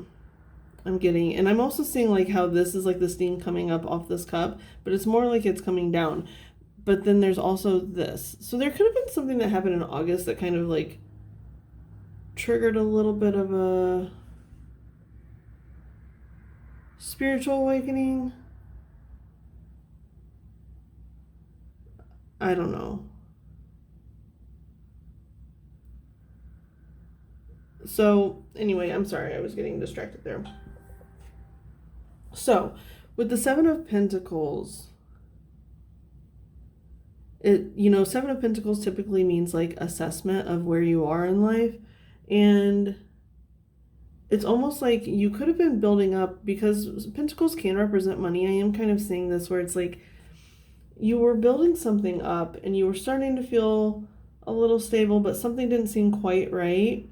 And so you were really assessing the situation. And then with the Ace of Pentacles right next to it, it's like you decide which of the Seven Pentacles that you're looking at and you're assessing. You're just like, okay, well, this one is right for me.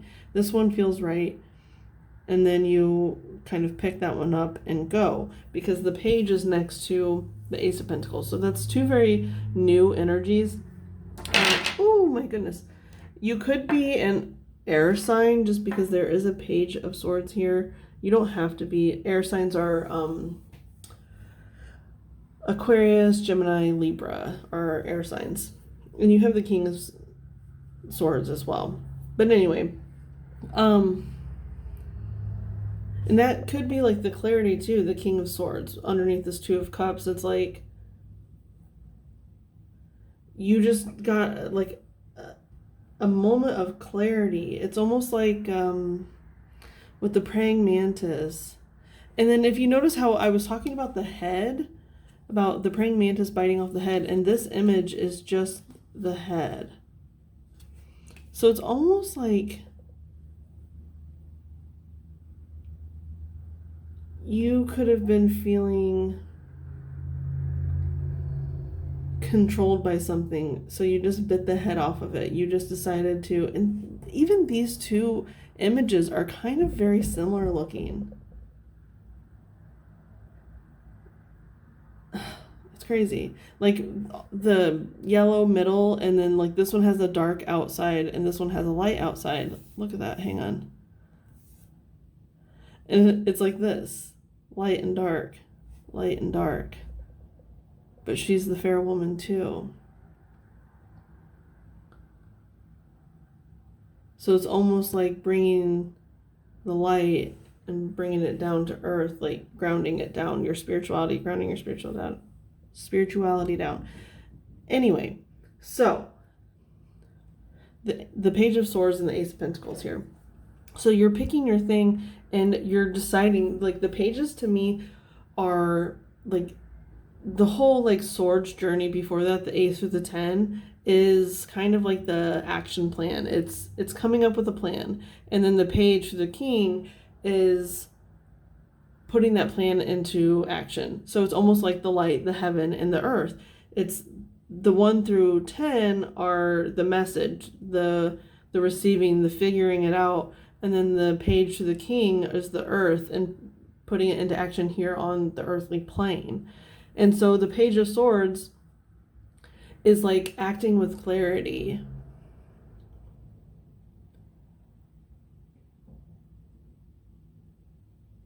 It's almost like either you had to remove, like, it's like get out of your head a little bit. You have to get out of your head in order to see clearly. But then also, how do I want to say this?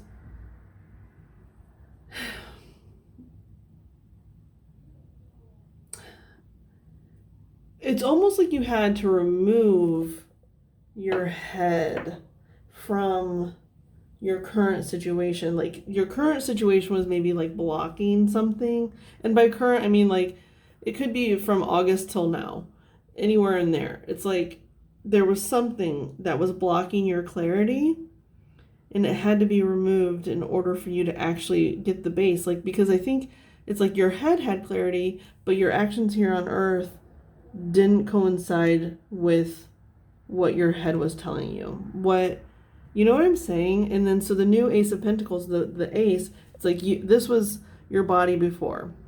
7 of Pentacles, like, is this right for me? Is this right for me? Is this right for me? You know, just kind of like looking at it all and assessing everything that was around you in your life. And you deciding this is like your new body. This is you, right? And the way to bring it from heaven to earth. It's grounding. It's almost like this. You know what I mean? This is your new way of living, and you're implementing it very well with this Page of Swords. You're deciding to just be like in your own power, because you go from the Page to the King almost instantly. There's nothing in between the Page and the King. It's just like, this is my truth, and you just say it, because Swords is also about speaking our truth. So you say your truth, and then you just start living it. You start living it. Now, this Queen of Wands, because there is kind of like a pair here. It doesn't necessarily feel romantic or anything like that, even though we have the 2 of Cups out here, which can mean romance and, like, you know, significant others and stuff. But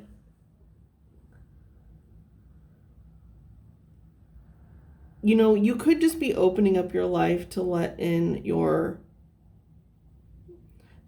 it's a counterpart. And like I was saying, it doesn't necessarily feel romantic, because the 2 of Cups doesn't have to be romance. It can be about any loving relationship. Maybe there's someone that helps ground you, that you are finding.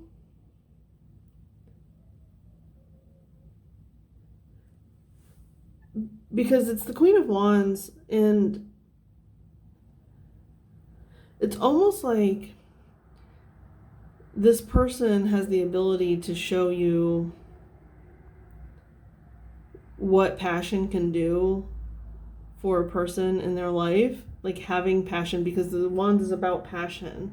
It's about living in your authenticity. And at first, it's almost like it's,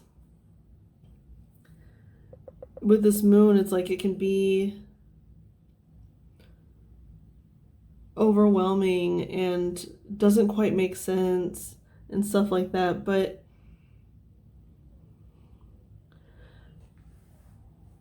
it's almost like a guide, like an earth guide maybe, or even a spiritual guide, but I am getting more of an earthly sense. It's someone here on earth that could help guide you. But it helps you transmute, like this moon. It's like it helps, like I'm getting like the rotating type of vibe here, and it helps move you into a more emotionally balanced person. Because if you see it here, it's almost like it seems like there's these two cups. It's almost like the masculine and feminine, this black and white here, even though one of them isn't white, but it's like pouring them into one cup, alchemizing them to become harmonious. And it's underneath the page, which I think is where you're kind of out right now. You're kind of in this energy. So this is kind of like your future here. More emotionally balanced. Because the moon does represent our emotions as well. Like, it's almost like this person shows you, like, your passions, your emotions, the way that you want to live is okay. As long as you're not hurting yourself or others, it's like, just be yourself. And I think this person's kind of letting you showing you that. And it's leading you to be so much more emotionally balanced. This is really fast transformation here. Now, we're getting ready. We're in Gemini season right now. We're having this full moon in Sagittarius eclipse happening. So that can be a lot of really, really strong energy. We're leading up to the Mercury retrograde that starts in Gemini season. So there's a lot of this kind of up in the air feeling type of energy, but you're finding a way to find strength a little bit in the chaos. Like you're figuring out how to ground it down a little bit, this pentacle energy, and the way that I'm interpreting this Two of Cups, it's like you're finding a way to kind of find a little bit of stability in the chaos a little bit, and the change that comes along with that, it's almost like just going through the motions gracefully instead of letting it control you and bring chaos into your life. It's just kind of going with the flow, because that is what the planets do. They are, they bring energies to us, and it's how we react to them. We can either resist and it will cause chaos in our lives, or we can just ride the waves. The moon, it's like the tides of the ocean. You just ride the waves that the planets bring in. And I think you're learning that. You're learning just this kind of go with the flow of life. And knowing that it's okay. And you find very fast growth by doing that. Because you have two kings booked in here. And I honestly think it's both you. It's your energies. And maybe even you find a way to be this person for yourself, maybe there's someone in your life or someone you're going to meet that shows you these things, and you pick it up very quickly. You're like, oh yeah, it is okay to be me. It is okay to act for myself, Okay, so the last card we're going to look at is the Crystal Mandala Oracle. Oh, I love this. So Goddess Durga, I think you pronounce it, and Hematite. Spear of the Guru Mother. Now this is interesting because this does feel like a bit of a guru here. In a maternal energy, because it is the queen, and paired with the moon, which is feminine energy. And so it's almost like there's someone, they could have Sagittarius in their chart, but just because this is a Sagittarius full moon, and we're talking about the spear here, and the Sagittarius has the bow and arrow. And so they don't have to have Sagittarius in their chart, but they could. But it's almost like she's shooting the spear into your hands and you're carrying it for yourself. Like you're learning how to embrace it very, very fast. Okay, I'm going to look at the book a little bit for this one. The Spear of the Guru Mother, 52. 52. Hang on a second. Okay, sometimes there's so much choice that we struggle to commit. It's like that's that Seven of Pentacles kind of energy. I mean, it's more of a Seven of Cups energy, but I'm getting that message. It's like whatever you've built in your life thus far, you're like, I don't know if all of this really resonates. Let me kind of sit here and assess. And you might be sitting in that a little bit too long. Excuse me. It is often not an issue with unwillingness to make an effort, but concern that the choice might not be the right choice. I do feel like that's kind of what you were struggling with before. Is like, am I making the right choices? Am I being manipulated to make other choices than what's right for me? You're really just, you're cutting yourself off from something here. Now, it could be a relationship because we do have that white dress and then the breaking of the tying of the knot and the praying mantis who cuts their mate's head off. It's almost like you have severed a relationship. It does feel like that. And when we do that, so many people question our actions. So many people say, can you believe this person is doing that? Like, why are they doing that? And so you're questioning if you're making the right decision. Like it's saying here in this book, it's like you have concern that the choice might not be the right choice. But deep down inside, you do know that you're making the right choice. Because it's the Ace of Pentacles. You're choosing yourself. I want to put that head back on there again. Because I feel like that's you.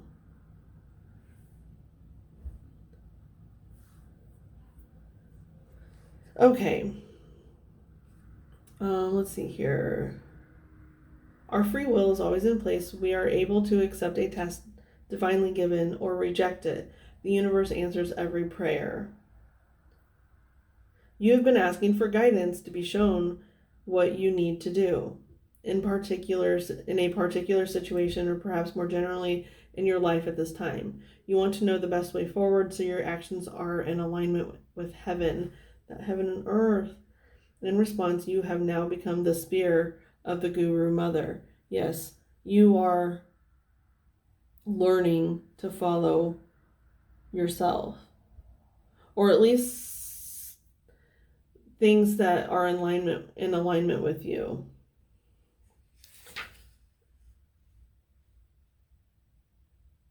Direct, focused, and clear tasks, or a task, has been given to you by the fiercely compassionate divine feminine. I think that's this thing. The Guru Mother, it says. The unconditionally loving guide who will protect your soul. Oh my gosh. So you're definitely coming into a relationship with someone that serves as a guide for you.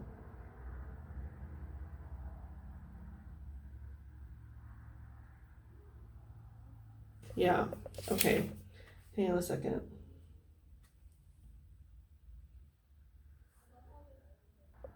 Okay, it says, if the divine gives you a task, you can handle it, even if you are going to need to grow. You have it within to complete it successfully. It says, the Divine Mother says to you, this Queen of Wands, here's my will, I'll empower you, now go for it. If you want to take her advice, don't hesitate or doubt. Be as focused and forward moving as the spear that she has drawn through her almighty hand and flawless aim.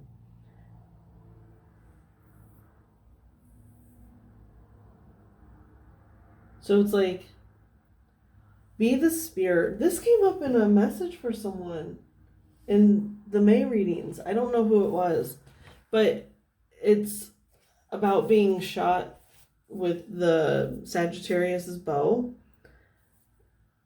because it was talking about this full moon. Oh my gosh. I'm gonna actually figure out what video that was because I think it's important. So just one second. Okay, it's the Aries reading.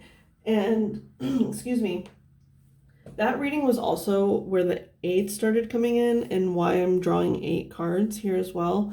So, but we talked about this full moon and Sagittarius eclipse in that reading and about how it's like propelling us out of our stagnancy and just like we're the arrow. The universe is the bow.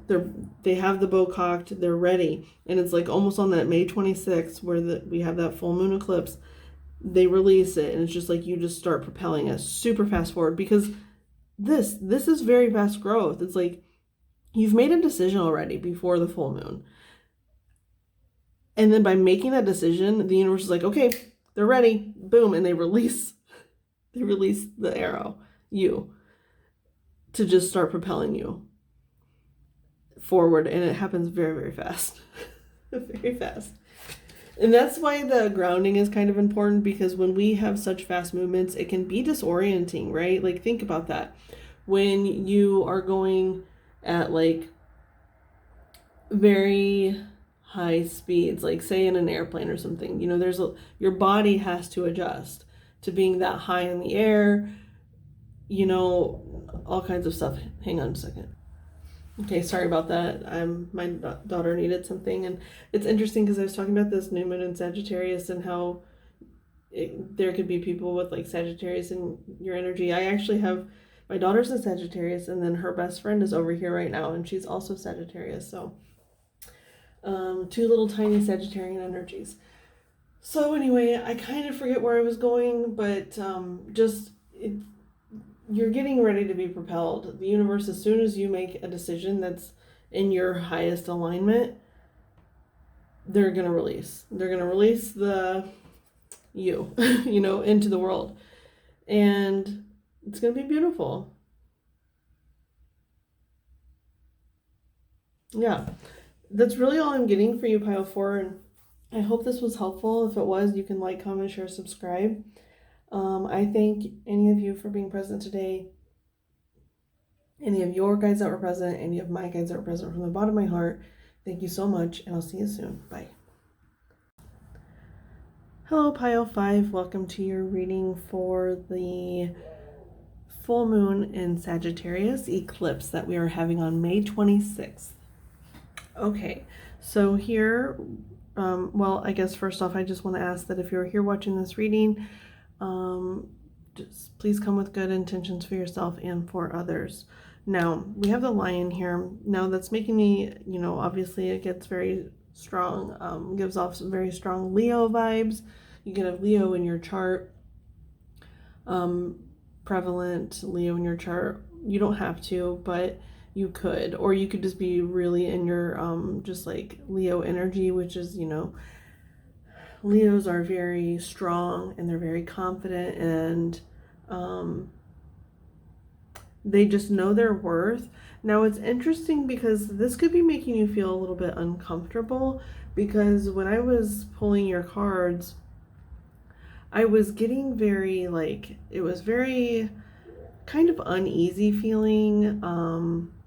I was feeling the need to check social media when I was pulling your cards. And so maybe there's a little bit of like that vanity in there as well, because that can be one of the, you know, more negatively viewed Leo traits is vanity, and or like a shadow trait. And so you could be feeling vain a little bit, but it's like you're almost feeling like guilty for that, because the energy that I was in, it was uneasy. It was like you're not comfortable, and maybe you think that by being confident you are being vain. And yeah, that's interesting. You think that if you like love who you truly are, it's like will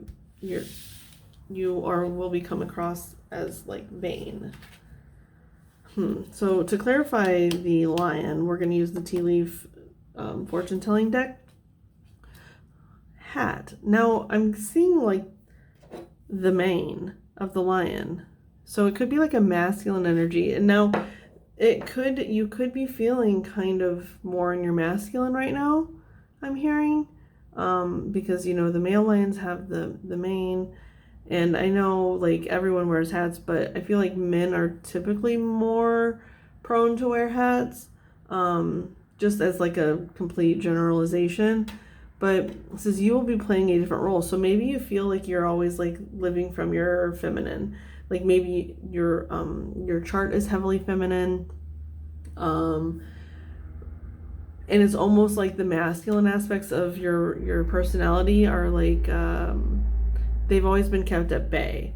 You lead with feminine because you feel more comfortable there. And I think that right now with this change, because this eclipse is a big shift, and I think there's coming a big change for you where you're seeing the value of your masculine energy. You're seeing the value in that. And so it's like you feel like you're going to be, it's almost like you're a completely different person. You're still the same person. You're letting that femininity come along with you as you awaken your masculine energy. It's not going to be dormant. The femininity doesn't have to be dormant. It's time to let them both play an equal role. There is a benefit to having our masculine energy help guide us as well. I know nurturing or like feminine energy is like more nurturing, but you know, you can nurture all day, but if you don't have the power to go spread it out into the world, then, you know, that's like it's not letting it do, you're not letting yourself do your full service of what you could do in the world by not having that masculine energy, by not putting yourself out there, by not being confident. Because when you're not confident, you don't want to go talk to other people. You want to just stay in your little bubble. And you know what I'm saying? I hope you understand what I'm saying. I think you do. So it's time to put on a new hat. And I think it's the more masculine hat. Let your masculine side lead for a little bit. Now, it's not saying like just as an example or a metaphor, it's like you're in a car. Your feminine has been driving this whole time. Your masculine like wasn't even in the car. If it was like in the trunk, like where the spare tire goes or something. You know what I mean? It was like, and that's a good metaphor. Like the spare tire, you don't need it ever. Just every once in a while, you need to get your spare tire out, like, but not very often at all. And so that's kind of where your masculine energy has been. But now it's almost like letting the masculine energy come to the driver's side, but the feminine still gets to be in the passenger seat. She's right there with him, like, not, and I'm just saying him, it doesn't have to be, you know what I'm saying. It's just energy. But now they're just right beside each other. So he's driving, but she also gets to give insights of everything that she has knowledge on that he hasn't been seeing this whole journey. You know what I mean? Okay. So we're going to be using 8 cards from the Lovely Omens Tarot. Now it's interesting because the lion, it represents Leo, and Leo is the 8th. It's in August, and that's the 8th month, and it's represented by the 8th card in the Major Arcana, which is the Strength card. And in the Strength card, there's usually a lion in that card. So yeah, interesting. Okay, so we have the 3 of Cups, the Page of Pentacles, the King of Swords, the Ace of Pentacles. Okay, I'm going to stop here for a second, even though all the other readings I've been bringing out all 8 cards at the same time, but I'm getting a really strong message here that I don't want to forget. Okay, so this has been kind of the feminine side, the feminine energy guiding. Now it's doing a lovely job. It's not doing anything wrong, but what's going on here is like, it's still the page, like you're putting things into action, but you're not progressing as much as you could be if you let your masculine side come in as well. And now here's the masculine side, this King of Swords. You could be coming in contact with an air sign of sorts, or someone who has strong air in their chart, which is Gemini, Libra, Aquarius. Now, that's not really necessarily what I'm getting here. What I'm getting is like, this is actually your masculine and feminine, like within you. But it could be an external person. Always, it could be an external person. But they're coming in with this Ace of Pentacles. They're like, hey, I have some ideas that I think I can contribute to you that I think are going to help push you forward. And right now, it's almost like you have your back to it. But it's almost like you're side-eyeing. Like this girl in this picture is like, she's side-eyeing what's going on over here. And she's kind of like, okay. And even the same cat is in her lap. She has the same idea, but not necessarily all the ideas to implement it, because that's like the sword energy, is like the ideas and whatnot. And so by letting this masculine side of you, it's like the confidence to know how to implement your wants and your desires. Okay, so we have the Ace of Cups, okay? The Knight of Swords. The Nine of Wands. And then the Four of Wands. I love that it ends on the Four of Wands, especially with the Ace of Cups. Okay, I think, honestly, and it's interesting that they had me do it in two separate ones instead of together, because, like I have been doing, because this one was your story. This is kind of like you bringing your masculine and feminine energies together to coincide with each other, to start working together. And then down here, it's almost like it helps. Like you have the idea, and this is the beginning stages of it, but it's almost like by balancing yours, by letting your masculine come out, it helps you find your like counterpart. I'm getting that. It helps you find your person that's going to help, that's actually going to be in your driver's seat or in your passenger seat. You know what I mean? And because we have the Ace of Cups, that's the beginning of emotions. And then the Knight of Swords, it's like with this King of Swords, like this is the idea, this is it coming together, and then this is kind of like it actually coming into your life. The Knight of Swords is action.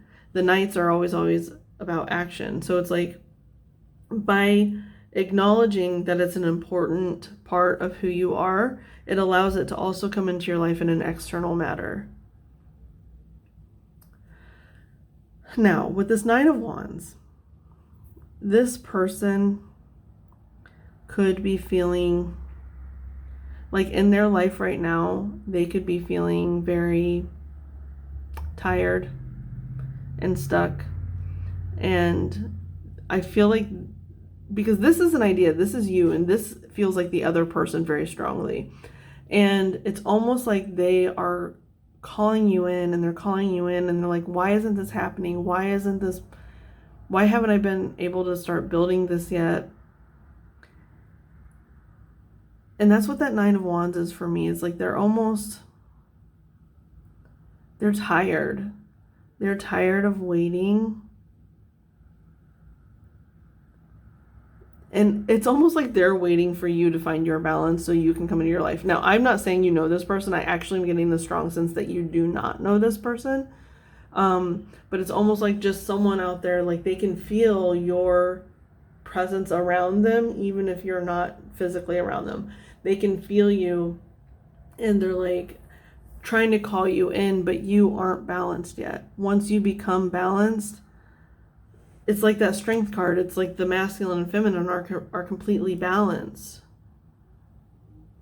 And so as soon as you balance yourself, this person is allowed to come into your life. You're allowed to come into this person's life. And we end with the Four of Wands, because the Four of Wands is, so it's like that soulmate card. It's the 11-11 card. See how there's like 4 wands? They look like 11-11. That is like a soulmate thing. It's your counterpart, starting that foundation with that person. Like they're calling it in. You're the final piece to the puzzle. but you have to be a whole piece. You can't be like a half piece or a piece with just like no picture on either side, you know? You have to be the whole piece in order to fit into this. And I'm not saying you're supposed to fit into their plan or anything like that, but it's like their plan is also your plan. It's in harmony, okay? Completely in harmony. And because this person kind of does look somber, even though the Knight of Swords is such a swift moving energy, this person looks somber. And it's almost like that. Before I started recording, I was getting very like, it was very impatient vibes. It was when I was shuffling these cards to get your cards out, or your card out, because I always say I want 1 or 2 cards, that's it. And it kept giving me like 3 or 6 or 5 or whatever. And it felt very frantic and frustrated. And I think that's this person. This person is feeling a little bit frustrated, like their manifestations are taking longer than they expected. They could be an air sign, because I think air signs might struggle a little bit more with that. And of course, everything can be vice versa. So you can be this person and that's the other person. It could definitely be vice versa. But so, yeah, you were the last piece of the puzzle.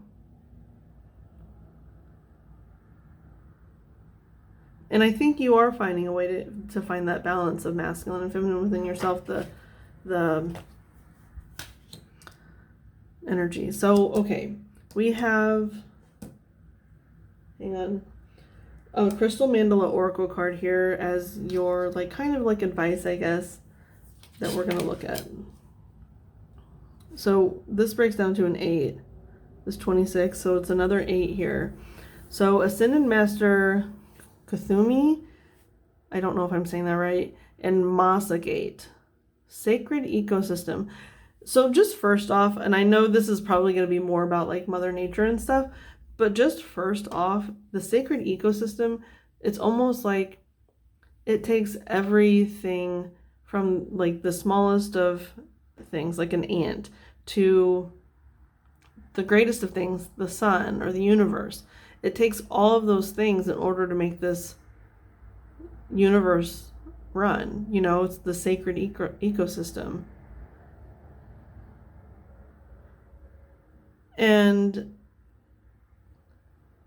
so it's like all layers of who you are supposed to be present and accounted for and utilized. Because right now it feels like, because this is kind of like giving me Mother Earth vibes, it's like you right now are probably in, or whoever is here on top, you are probably in a very, very feminine energy, very nurturing energy. And it's time to be okay with letting our masculine out. It's time to be okay with being confident in who you are. Like, be confident that you're a nurturing person, because sometimes we can be meek and quiet and whatnot, but it's important to say, this is who I am. I know this is who I am, and this is a beautiful thing. It's okay. You are a very important part of the sacred ecosystem. Your energy is necessary for things to move forward. Give yourself that it sounds like a compliment, you know, it's like you are necessary. Your story is necessary. Who you are is necessary. Okay. Now, let's look at the book here, 26. So I've never marked in this one, so I don't know if I've ever actually read this one. So I'm actually going to read it really quick, get an overview, and kind of then I'll talk to you guys. Okay, so just with the first few sentences, I'm getting a strong message that I want to convey. Now, this could be definitely your counterpart, but also I think that your nurturing energy is going to help the world at large. And right now you might not be confident in nurturing others or like being outward with your healing energy, because I really feel like you have that healing energy, because I'm getting the strength vibes here, and like that's about conquering the beast, not conquering the beast, but working with the beast, letting the beast know that you love it and support it and are there for it, and they're in turn accepts and loves you and trusts you and doesn't hurt you, right? So it's almost like that masculine energy, like learning that it's not going to hurt you, it's going to help you. You then can help others. It's like your healing helps others heal. Okay? Because this is what it says. This is a gift of conscious connection, supportive relationship, and magnetism, which attracts you to the souls in need of your light. It's like these people that are in this energy where they know, they can see where they should be, where they're needing to go, but they feel like they're missing a piece of the puzzle. You help them find the puzzle piece, whether that be you or something else. You're kind of here to help people find their place in the sacred ecosystem, to find their place and how they can then in turn guide others. Like you're learning how to guide others so they can learn to guide others, and they can learn to guide others. And it's just it's a constant, it's like actual trickle down, you know what I mean? Like you help, they help, they help, they help, they'll help. It just continues on forever. I love it. Because you even had one like above you, you know what I'm saying? Like there was a guide or a person here, an earth guide or whatever that did the same for you, so you could heal, and then they can heal and they can heal. It's like, and then there was someone above them and above them and above them. It just goes on forever. It's that sacred ecosystem. And it does break down to an 8, and that is the infinity symbol, you know? It goes on forever. Okay. Okay, so hang on, this is like kind of crooked. I gotta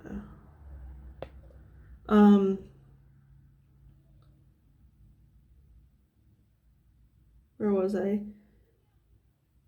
You are destined to feel as though you have found your way home and can attract and be attracted to those that can support you and benefit from your support too. It's just perfect balance. You're there. That's what this new moon or this full moon in Sagittarius Eclipse is bringing for you, is confidence in who you are, the balance of your, it's like bringing that masculine from the trunk to the driver's seat. It's letting it, it's taking who you are and putting it into the earth and like letting it be known, you know? And by letting it be known, that's how you find the people who need your healing, you know? Okay, I'm going to look at the healing process for these. I'm going to do the affirmation. So I'm going to read it 3 times. Well, hang on. I'm going to do that last. Let me kind of go, because we are only at 20 minutes.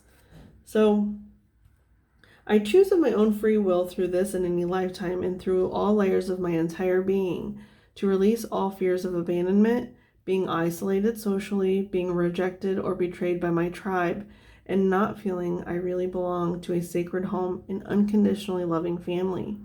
I release all such wounds, memories, and associated belief systems now. I now choose of my own free will to embrace the reality of the sacred ecosystem where I have a place, a purpose, and a presence that contributes to the greater good. I trust the universe completely to guide me into the sacred ecosystem within which I can best fulfill my divine potential and serve love now. Through divine grace and unconditional love, so be it. That is so beautiful, because that you might feel like that in your current situation. You feel a little bit out of place. You feel a little bit like if you were to truly be yourself, that your family or your soul, or like not your soul family, but like the people around you wouldn't fully accept you for who you are. But it's almost like by embracing the masculine, you realize that being who you are that person deserves love. And the people in your life, they can either show up or not. And you're giving them that option. Instead of letting their projections move you forward now, you're kind of just saying, you have the confidence to say, this is who I am, and this is either okay or it's not. They either love me or they don't.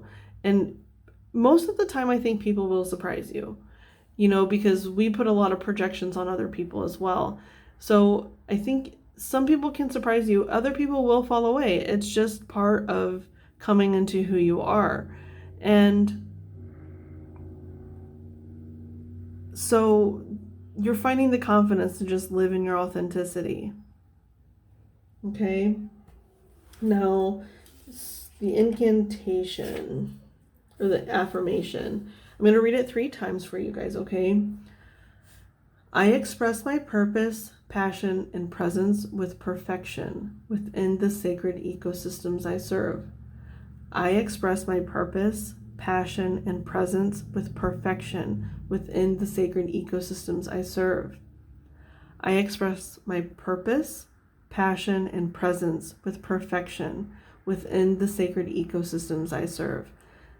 So that's not even about being perfect. I don't want you to think you have to be perfect. It's about being perfectly yourself, You you are learning to express yourself fully and allow others to be in your life or not be in your life, and that's up to them. That's kind of where you're sitting at right now, or where you're going to be sitting at the end of this. So we're having this full moon in Sagittarius eclipse, and then also so it's a full moon in eclipse. It's Gemini season, which is air energy, so it's kind of like wind, right? Think about that. You can't contain wind. Wind is free, and so it's like a very it can be a little bit of a chaotic feeling, but it's almost like just embracing that. But also, so it's air season, it's the Gemini season, it's full moon in Sagittarius, an eclipse, and then we're also heading into Mercury retrograde. So it's very, very much an energy of it can be a chaotic energy. And this is just kind of it's chaotic. It can be chaotic, but it's letting a shift happen. It's almost like a turn of the wheel, the wheel of fortune. It's the turn of the wheel. So, I think you're going to do it gracefully, more gracefully than you think. And even if you don't do it gracefully, you're going to land in a place where you weren't before. It's going to cause a shift to happen within you. So yeah. Pile 5, this has been your reading. I hope it was helpful. If it was, you can like, comment, share, subscribe. I thank any of you for being present today, any of your guides that were present, any of my guides that were present from the bottom of my heart. Thank you so much, and I'll see you soon. Bye.